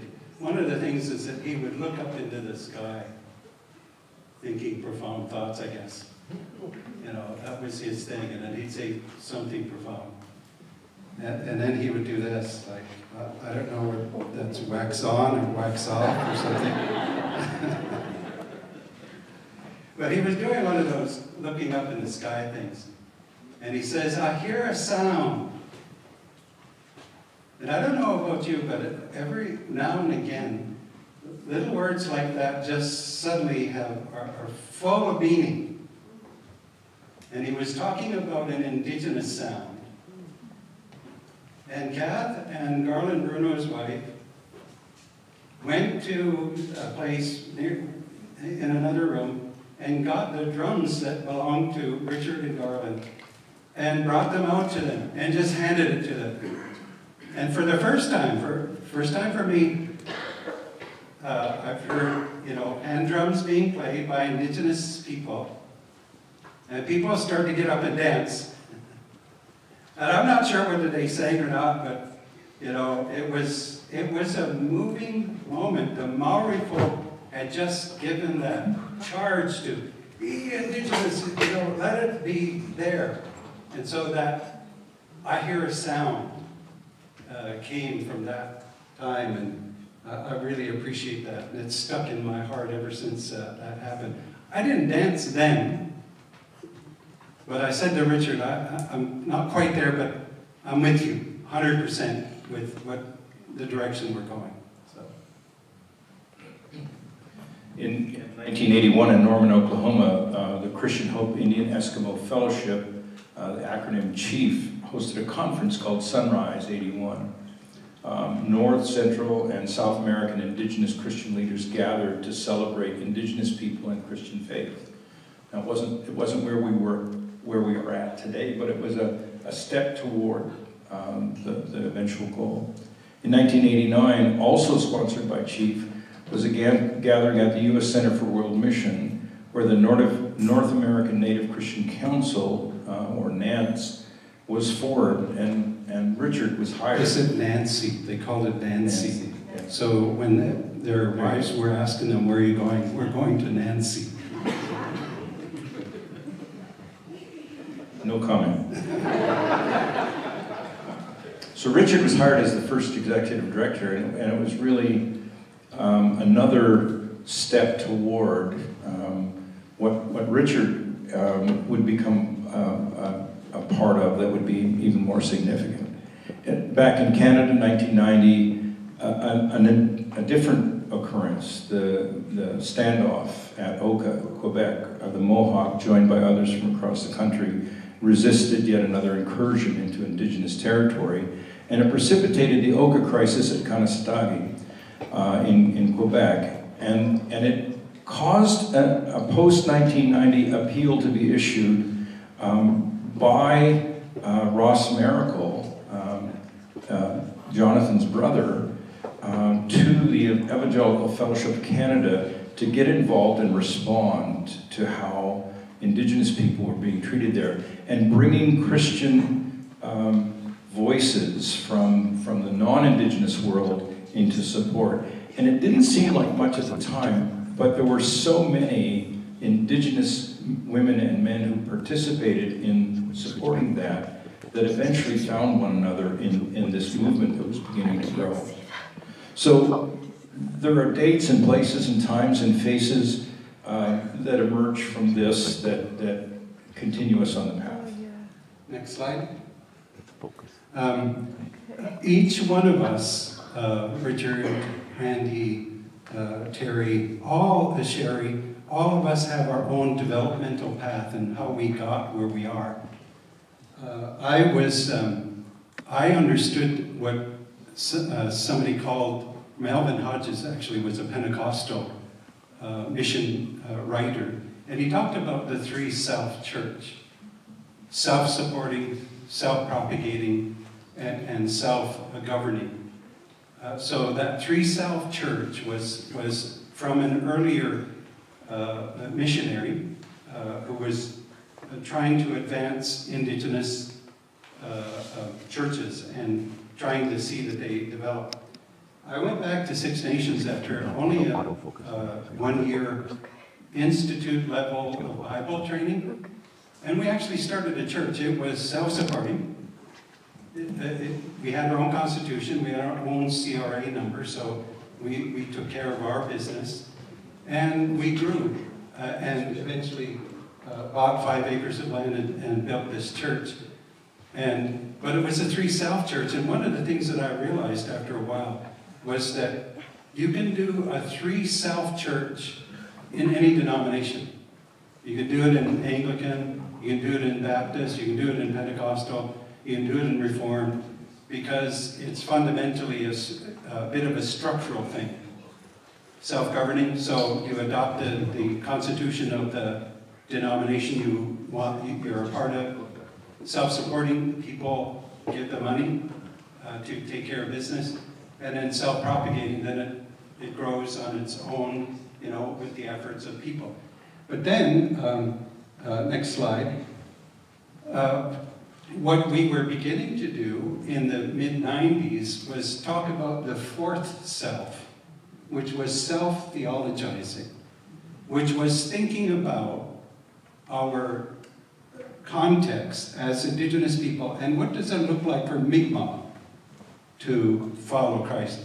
And I was thinking about, what does it mean for me as Haudenosaunee? So this is my Haudenosaunee bundle, and so we have the blanket is, I use that to tell our creation story, and then we have the peacemaker story, the big Hiawatha belt, the purple belt, and various things that are associated with that.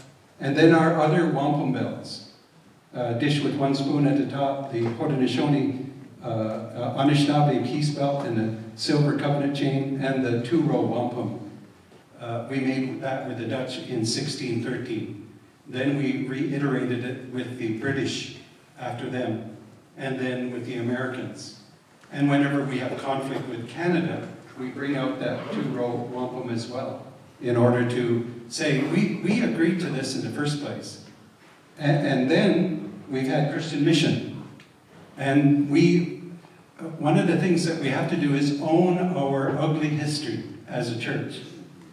Because our Haudenosaunee history, there's a black war club up there. We remember as Haudenosaunee people that we were fighting among ourselves, and there was a dark, I don't want to even say dark, just a wrong way of functioning with other people. And the peacemaker came and brought us back to that place of peace. The only spiritual or societal revolution that had no deaths.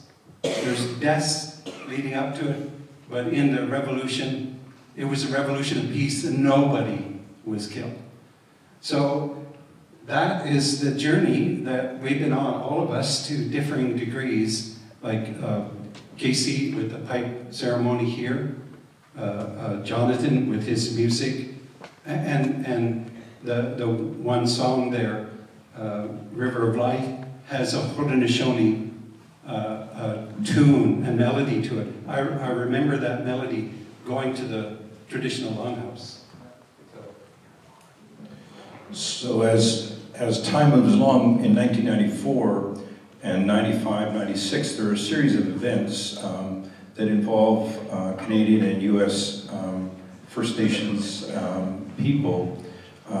Things like World Vision Canada, together with the Evangelical Fellowship of Canada, hosting, or I should say, putting up the money for a gathering of Indigenous Christian leaders to meet with 8 non-Indigenous Christian leaders, significant leaders, the president of World Vision, the president of EFC, and others, to talk about the issues that lay between them. So there at St. Benedict's Retreat Center in Winnipeg, Manitoba, there's this tension that you could feel for the first 2 days, and you couldn't really put your finger on it, when all of a sudden, Tom Francis, who was one of the co-chairs, spontaneously shared the story of his life as a residential school survivor. The story of his life in ministry with his training and his background, and starting with a dream for the Native Evangelical Fellowship of Canada to come into existence, and then the experiences that he had and the treatment that he and his wife Helen had that had significantly diminished them as people, just ate them up and spit them out. And he shared this story, and all of a sudden, those non-Indigenous ministry leaders began to weep. And when asked what that was about, they said it's the first time we've ever heard an Indigenous people tell their story. It's the first time we've heard a person tell their story. And we realized the importance then of making sure that people heard the stories that Indigenous people carried.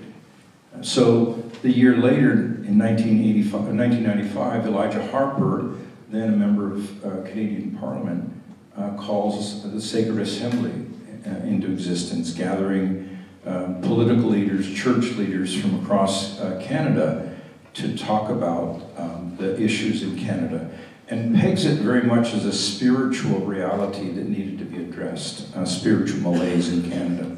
1996 follows with a task force that is brought into existence coming out of that 1995 assembly, sponsored by the Evangelical Fellowship of Canada, and Wendy Peterson, founding member of NAIITS, just a few years later, and Wally McKay from Northwestern Ontario, chair of the council, and then later Ray Aldred takes that up. And the council and the task force focused on developing educational materials for churches to help them understand Indigenous peoples. And all of that came out of these particular meetings. And then in 1996, what really launched us full force into this movement was the first World Christian Gathering on Indigenous Peoples. So we want to go to the next slide, Matt.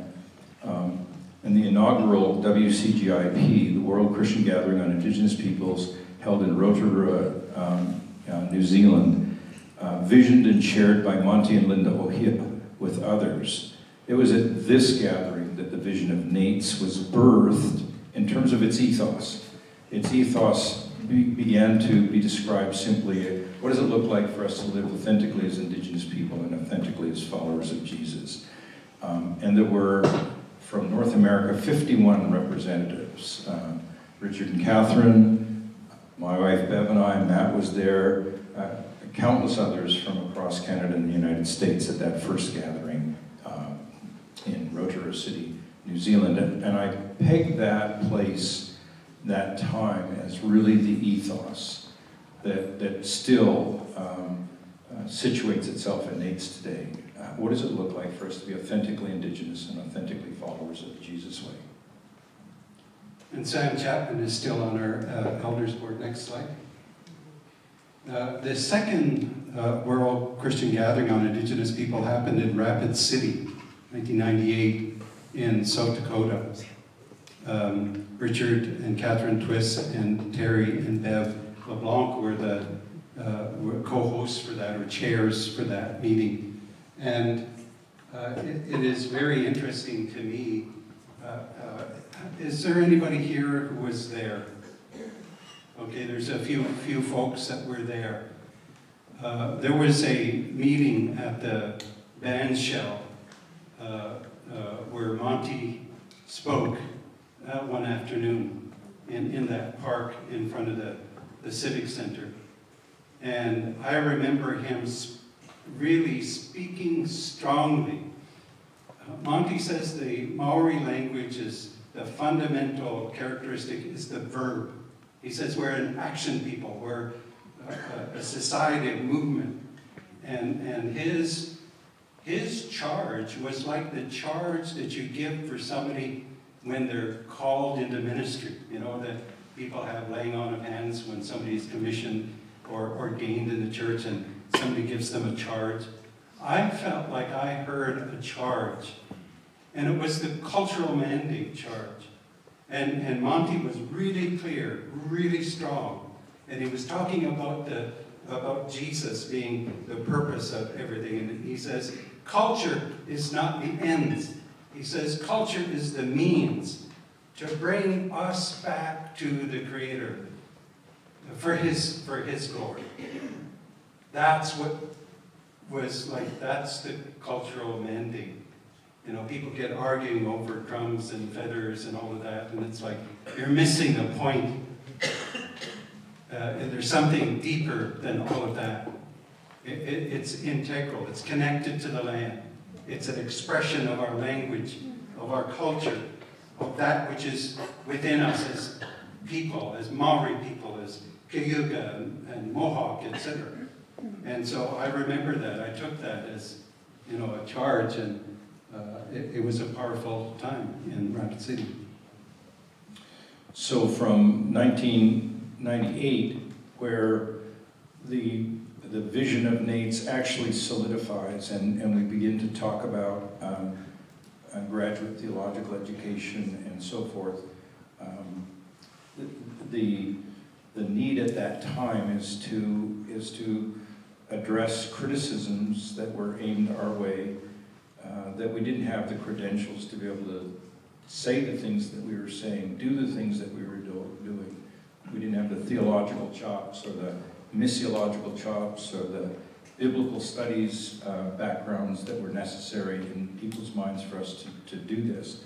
So all the way through from 1998, in 2000 and 2002, 2004, 2006, 2008, and the last WCGIP in 2011, all through there, we've moved to address those things and moved to address the issue of the lack of theological and biblical and missiological training at levels that people felt we needed to have to be able to say the things we were saying and do the things that we were doing.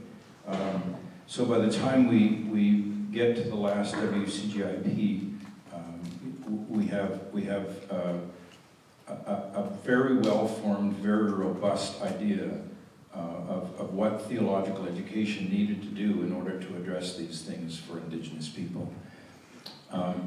Coming out of the 1996 gathering, I'm going to back up.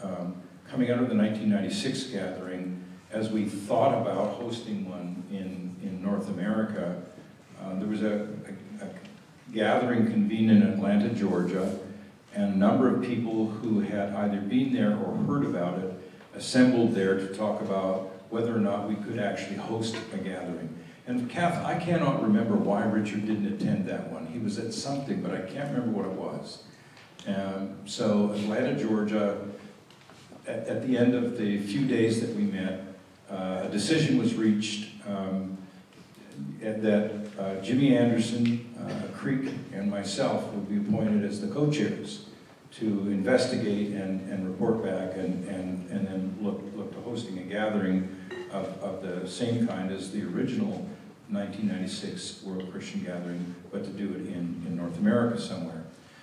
Within 2 weeks of that meeting and Jimmy being appointed, and this is no disparagement of Jimmy, but Jimmy felt that he needed to withdraw because he felt that he wasn't going to be able to follow through on it in a meaningful way. So Jimmy withdrew and Richard took up his place, and that launched Catherine and Richard and Bev and I into debt. Burning our credit cards as we went, quite literally at times it seemed, to follow this vision. And I think Bev and Kath probably weren't quite as in love with the vision at times as Richard and I were, but to follow this vision about hosting that thing that we experienced in Rotorua, which was so overwhelming to us. And I recall a very specific experience in the sports drome. And I'm coming out of a back room where we've been meeting to talk about the North American presentation that was coming up the following day. And I come out into this large sports drum from that back room, and I hear Adrian Ross, an Australian Indigenous didgeridoo player. Well, no, more than that. A prophet, a musician playing, as we're talking about here, visions and dreams. And he was playing this incredible instrument called the didgeridoo, or straight up didge. But he was playing a slide didge that he'd made out of plumbing pipe. And I thought, because I don't know anything about the didge, I thought, oh, that's interesting. So he had this slide didge that he was playing with a lapel mic taped on the end of it, with a battery pack here, and he was playing this amazing song. But what he was playing, as I came out of that room, riveted me to the floor. I got 20 steps into the room and I was riveted to the floor. And I literally saw, as I'm seeing you today sitting in these chairs, in this auditorium, I saw this scene emerge. And it was the scene of the crucifixion. And I heard the sounds of the crowd and the jeering and the mocking. I heard the sounds of the driving of the nails. I heard the sounds of gasping and groaning and moaning and pain and all of those kinds of things. And then the darkness descended. And it just was dark, and I stood there, and tears were rolling down my cheeks, and I was despairing because of what had happened. And then Adrian continued and finished the song, but I found myself despairing at that point. And then there was a pause, and a longer pause, and a longer pause. And then the sound came up again and again, and now there's the crescendo of celebration. So I went to seek out Adrian after that. And I asked him, I said, what was that you played? And he said, well, why are you asking? And I said, I didn't just hear the sound, I saw. And I told him what I saw. And he said, well, that's what I was playing. I was playing the crucifixion. I was playing the death of Jesus. I was playing the darkness, and then I was playing, and it was a briefer part of the song, this crescendo of the resurrection, this crescendo of hope. And I thought to myself, if there's nothing else that happens at this 1996 World Christian Gathering that convinces me that our cultures and our instruments and song styles and so forth are not just usable but needful in the church. That was it. And so here we were now, 1997, trying to figure out that's a tough act to follow. But how do we bring that here to the North American continent? So this gathering convened in Atlanta. Then Richard and I and Kath and Bev take up the cause, and I just want to say to Catherine and to Bev, I know that you didn't always capture some of the passion that Richard and I felt about it, and I know that you questioned our credit card use quite frequently to get there, but I want to say thanks. Just really thanks for allowing us to do this.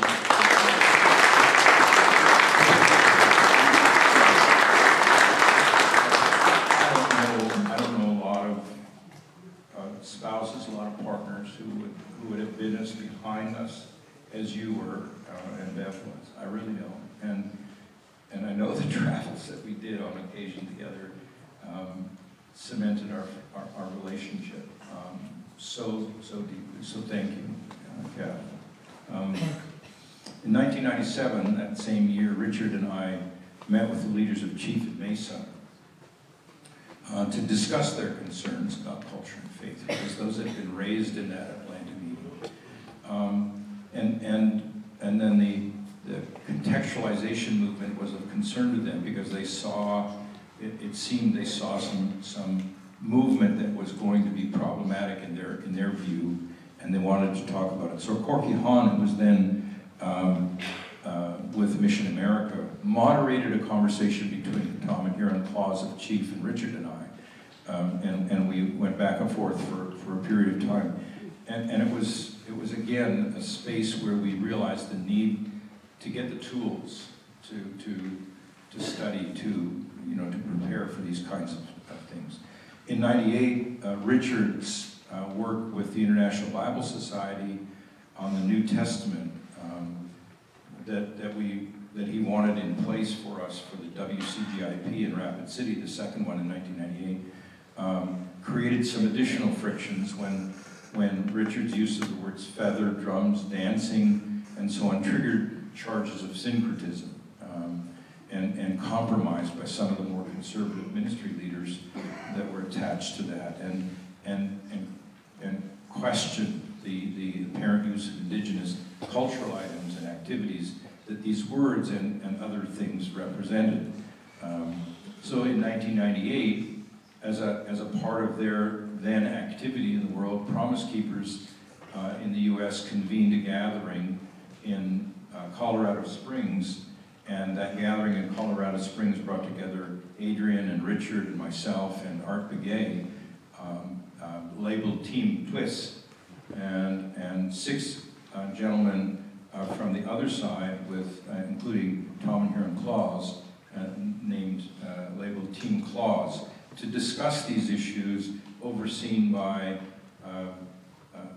theologians and missiologists, including people like Leonard Rasher and John Dawson, Danny Glover from Denver Seminary, and a host of others, including all of the Promise Keepers executive team and so on. And we spent several days in conversation, at the end of which we came to an agreement that we needed to continue to meet to talk about these things that we hadn't resolved it, that we needed to continue to meet, and we were in agreement to do that. But unfortunately, the folks on the other side thought it through again and withdrew their willingness to participate. So we had just that one opportunity, moderated by Raleigh, Washington, from Promise Keepers, and overseen by people who had the credentials to determine what we were doing and whether or not what we were doing constituted syncretism or was promoting idolatry or what have you. And the outcome of that was to say, no, that's not what we observe at all. We do observe 2 groups of people seeking to engage with indigenous peoples in North America and elsewhere with different missiologies, different methodologies. But we don't see them, see one, in this case, Team Twist, promoting syncretism or idolatry, but just using different methodologies. And then Raleigh summed it up by saying, on this side there are 6 suits and brush cuts, and on this side there are jeans and ponytails, with Team Twist. And it was that sort of thing. So that really, those things really cemented for us the need to birth not just a vision for NAITS, but actually bring NAITS into existence. And so we launched ahead and said, how do we go about doing this? And several other things came out, and we'll leave those for you to read in the article. Next slide.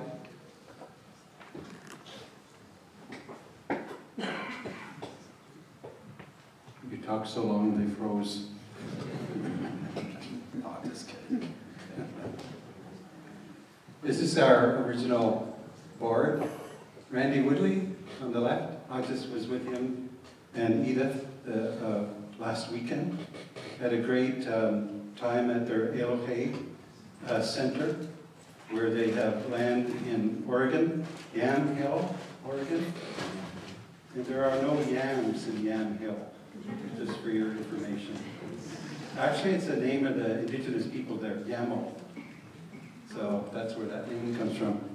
But they talk fundamentally about, connection to the earth through indigenous food, organic food, and working together in community. So those two things are fundamental. Ray Aldrin,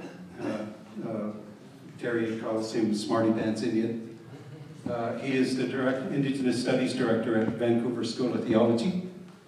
And then there's Terry as a young man. And then Wendy Peterson.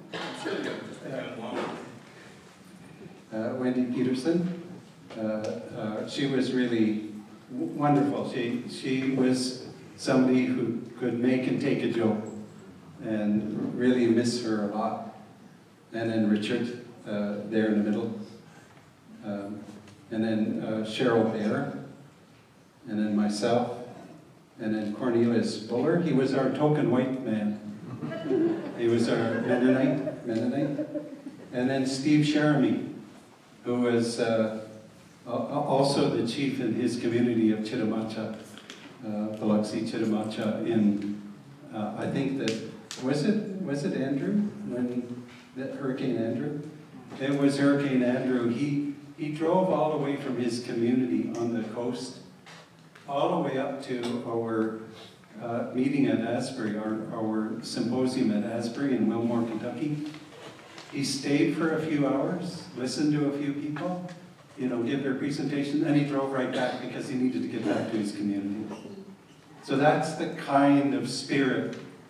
I don't know about you, but everybody has their gift. There's something inside of them that is powerful. There's a story to be told. There's a methodology to take it. It's just all there, and 4 of them are gone now. And the rest of us aren't going to hang around forever either.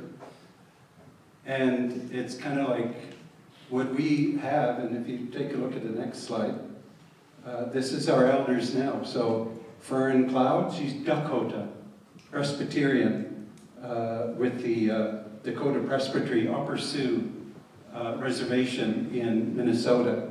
Right below is Jerry Goins, Cherokee, and working South Carolina, and working with Would Jesus Eat Fry Bread group. There's a whole group of people, young folk that are thinking about what does Christianity and my indigenous culture, how does that shake out? And Jerry is involved. He's involved in ministry. All of these folks could be just retired and, in a lap of luxury, raking in our millions in pensions. But everybody's hard at work full-time, even though they're not paid full-time either. Would you do that? Some of you folks look to 65 and say, oh, I'm going to relax. That's when our job begins, for some of us. I'll chill out. And then Ray and Sharon Minnicon, Australia, Torres Strait on the left, and Gorang Gorang and Kabi Kabi. Just wonderful colleagues of Terry from a long time ago, Terry and Bev. I called Bev a saint, so Catherine is a saint too, to put up with the kind of men that they were married to. It took a saint, takes a saint. And then John and Jerry Grosvenor, they're in their 80s. And he's going full-time, strong. And he wants some NAITS student to come along and sit under him and listen and go into the sweat lodges with him and meet the people and carry on the ministry, because he's not going to be around here forever. And he was going to come here, but Jerry got sick, and plans were here, and he was happy to come, but he can't come. And it's like, I'm talking for him. Would somebody pay attention and hear what the Spirit is saying and follow? I don't know about you, but every one of them had to do something to follow that was risky. And then lower, sorry for the covered picture there, but Sam and Thelma Chapman. So we meet monthly. online. We talked about ethnomusicology last year. They said, what's that? We had 7 hours of talking about ethnomusicology. Each one of those elders had lots to say. In last year's opening symposium, they got a chance to say something, a little bit. But we had 7 hours of conversation. And even our folk, our elders, shaped this call as well, about dreams and visions. One of the things that Sam says is that there's stuff you can't be taught, it must be caught. And that means you have to be on the street next to Sam doing whatever he does with people and watching the magic of Jesus happen right then and there. Same thing with all of these other elders. Hang out. Talk to them. Ask them questions. And I guess I get a little passionate because it's like, talk to me! Ask me a question! And then listen! And go do something about it. That's the big deal. So, anyway. I think they went to sleep up there. You were talking.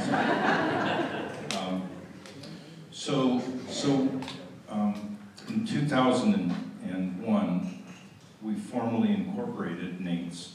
It had been in existence from '98, a vision that we were working towards. We convened some groups, writers groups and research groups and other kinds of things between '98 and 2001. But finally in 2001, we bit the bullet. We incorporated in Canada, and then the year later here in the US, and then 8 years ago now in Australia.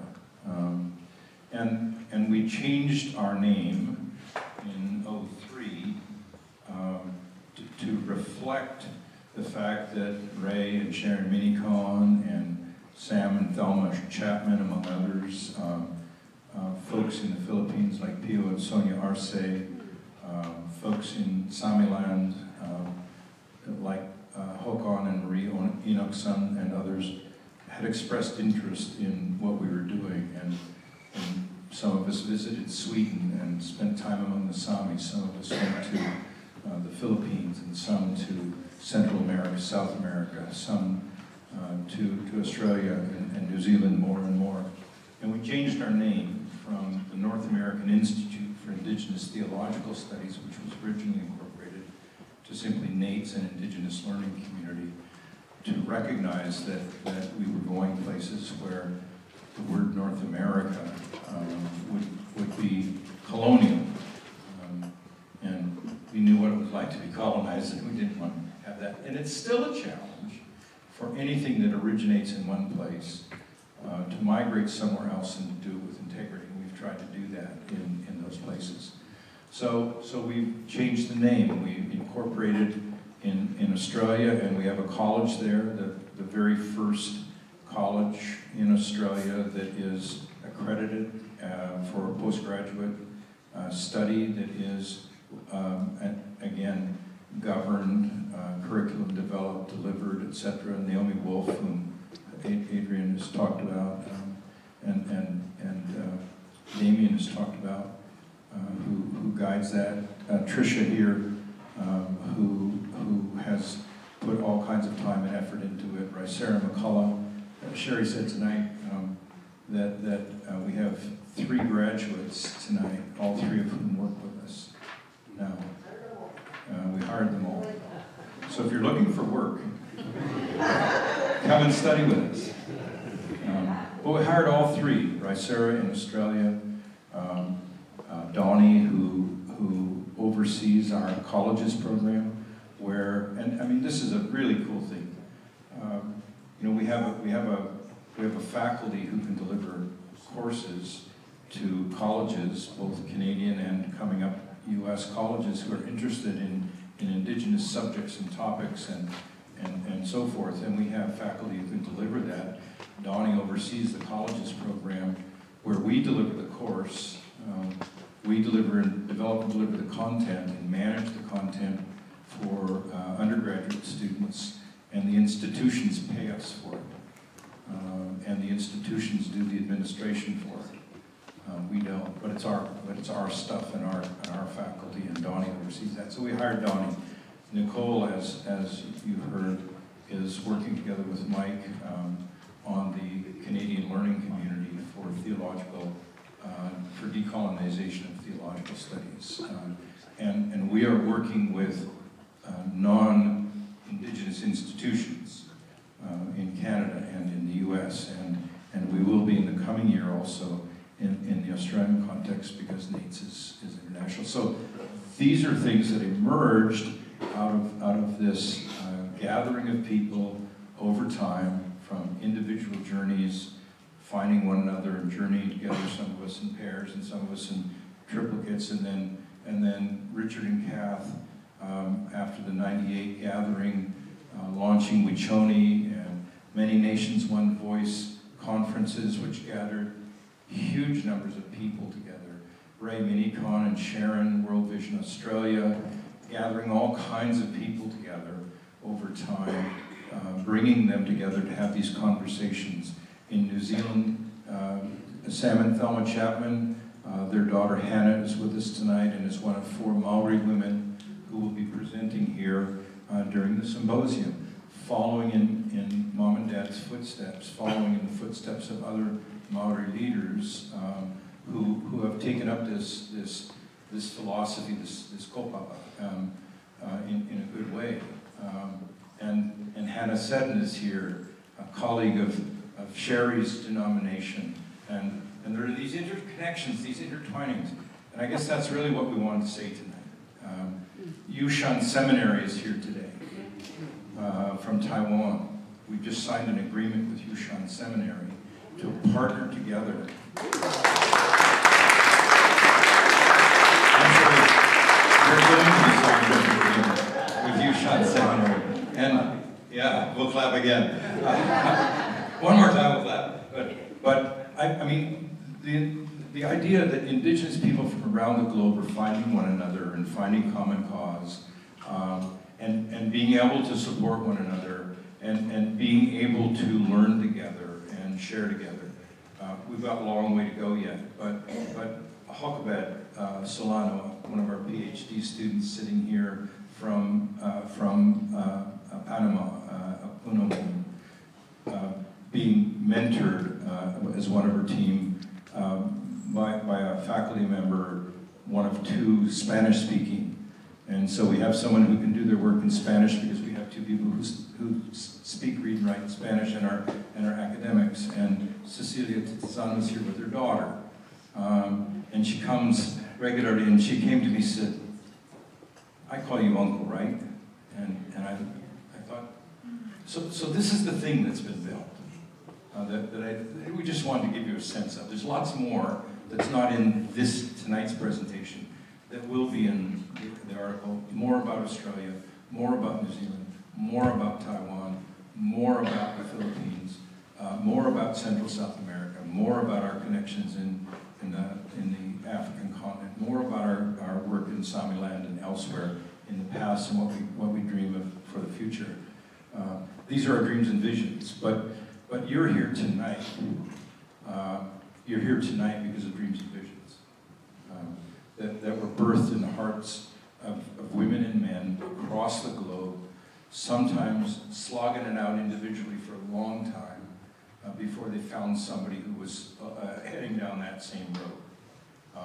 And then they could link arms, women and men together, to head down that road. And then a few others come along, and then. And so we're here tonight, and we just wanted to share that with you when we're talking about dreams and visions, and you'll hear a lot of cool stuff, far better than our rambling this weekend. But it comes out of these dreams and visions that emerged over time.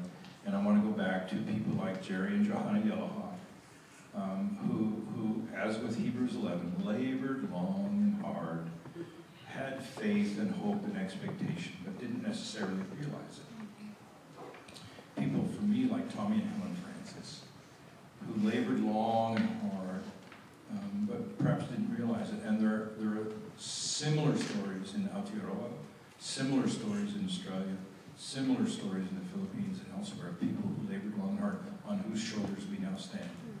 Because they had some vision, some hope, some expectation. They dreamed some dreams. So look for the article as it comes out in the journal in the coming months, where Adrian and I will flesh this out for you, and we'll be drawing on resources like Tricia and others to give us more of the Australian story, more of the story of Aotearoa, more of the story from Panama and Puna, more from Central and South America and so forth. So hopefully that gives you a little bit of a glimpse into how we got here.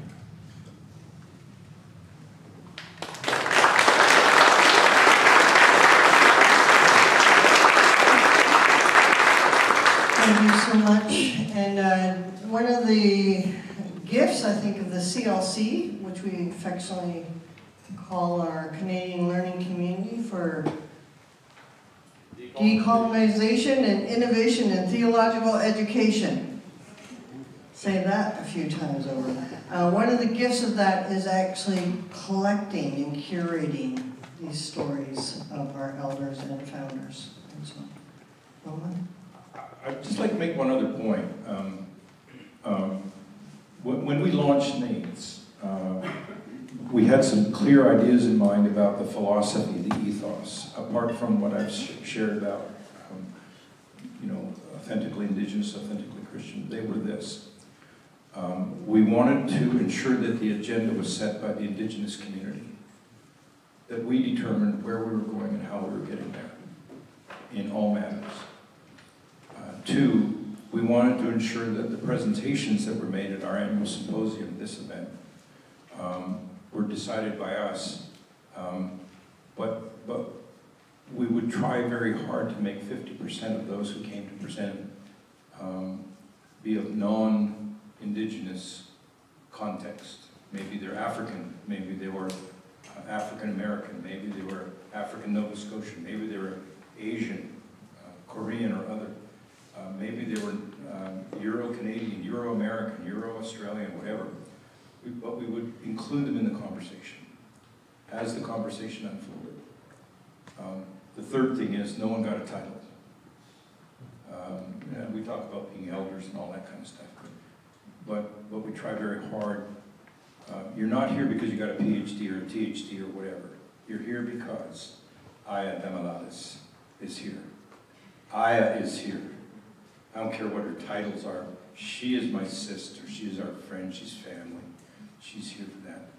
Kimberly is here. And when Kimberly finishes her PhD, she'll still come and be Kimberly. And Huckabeth and Cecilia. We're here because we're family. We're a community. Not here because we have titles. So we pursued the degrees, admittedly, the credentials, so that we could address those criticisms, that we didn't know what we were talking about. But we didn't want those credentials to precede us and to cause practitioners in our community who didn't have those credentials to feel somewhat less than, well, more than somewhat, or to feel that they couldn't present or couldn't be heard or wouldn't be heard. So we then made a commitment that to the best of our ability, we would try and ensure that there were theoreticians and practitioners that presented at every symposium. And then we tried to ensure that those voices were heard in our journal. And our journal is unique in that it's peer-reviewed, but it's peer-reviewed in a reviewing circle that includes scholars, practitioners, and elders. So it's a reviewing circle, like our communities are in the Indigenous world. So these are things that motivate us and continue to motivate us today. So we're not the Reverend Doctor. We're just, I'm Terry. I tell my community that. You can leave the title somewhere else. I'm Terry. Respect isn't in the title. Respect is in your attitude and your action. And that's what we want to communicate. And we wanted to communicate the idea of family so that people could feel free to come here to this Indigenous learning community, even if they weren't Indigenous, and participate with us and learn with us. And the really cool thing about the CLC, the Canadian Learning Community, is we have a pair of people, a Métis woman and this wooden shoe clan guy up there, Mike. And they're working with 3 institutions in Canada and will be with others in elsewhere. But the table has turned. So now we're taking it to them. So now the non-Indigenous theological educational institutions are having our voices. Donnie Begay with our colleges program. So in 25, now 26 years, we've been blessed of God to have come a very, very long way because of the vision of people like Richard and Catherine and Richard's voice. The 4 of us, when we were finally all assembled after, I think it was 18 months from the start, when I got there, we finally had Ray and Richard and Randy there, and Richard was the schmoozing Indian, and Randy was the ticked-off Indian, and Ray was the smarty pants Indian, and they called me the wheel greasing Indian because I put the skids under it. But it was those visions and voices and finding one another, and God giving us the grace to find one another. It was Adrian's work, and you've heard him preach, and he nearly got there tonight. But you've heard him preach if you've seen him any amount of time, and the passion there, like that carries in, and I could go on and on, but you get the point. Like, this is a community, and the vision going forward will be generated by the community, not by 1 or 2 people. Even though we could point to these people, you know, the Sam and Thelmas, and the David and Denise's and others, you know, in Aotearoa, and we can point to other people. But you're the community. This is the vision that will continue to birth out here. I'm going to keep standing because I'm afraid if I sit down, we'll keep going. We are so very thankful for the gifts that you have brought in the NAITS community. We exist because of the vision and the contribution of those who have gone on before, and those that continue to invest in our community. And so we're incredibly grateful. One of my teachings that I learned young on, that I want to respect this evening, is that we don't ask too many questions of our elders. We listen and let their stories sit and percolate. And so we're going to finish this evening by letting those stories percolate. And then as you're chatting with him and talking with them, hint, hint, you know, you can ask some of those questions throughout this time. But we do want to give just a little thank you to you. And then I believe we're going to retire the Eagle staff. I don't know if there's anybody here that can help with that. Okay. Now, do we need a song for that? We'll do that. But let's give a word, or show our appreciation.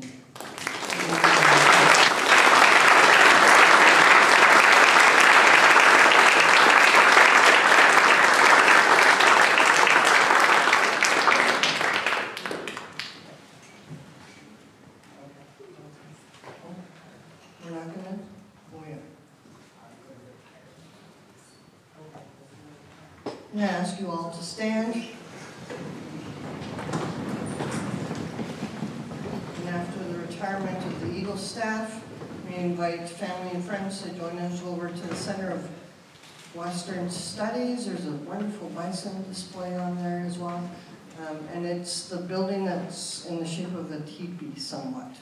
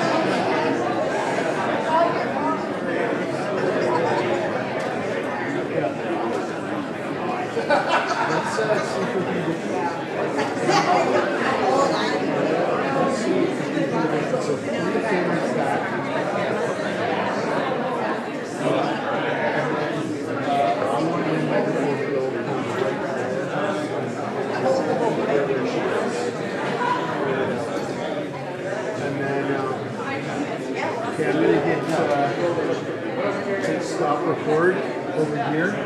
Now let's hope that audio will work out. And then you're good.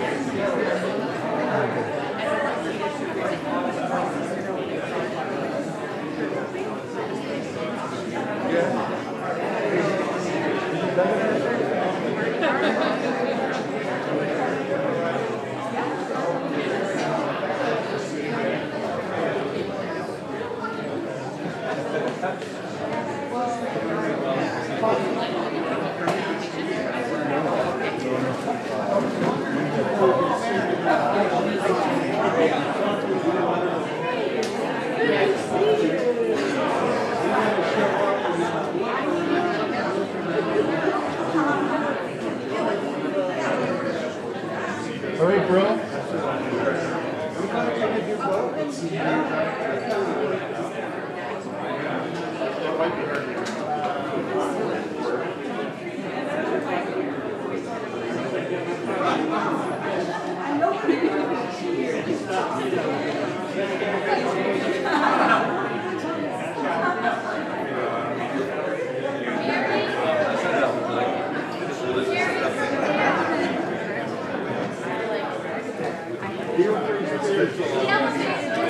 That's good. That's good. So if we can play around on the main feed or whatever, not the YouTube feed, but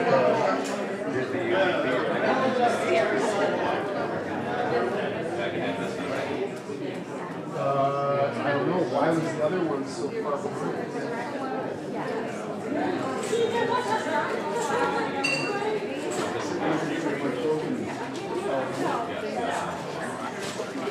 I know you're both very busy.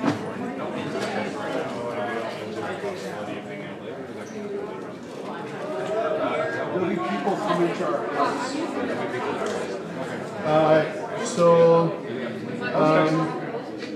Here, I can't text you because I don't have. Okay.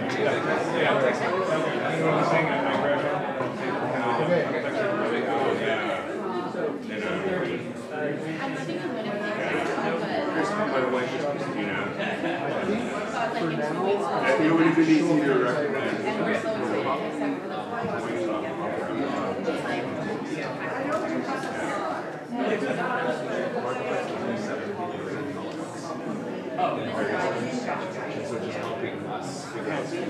But excited to get back to you. That was like our one thing.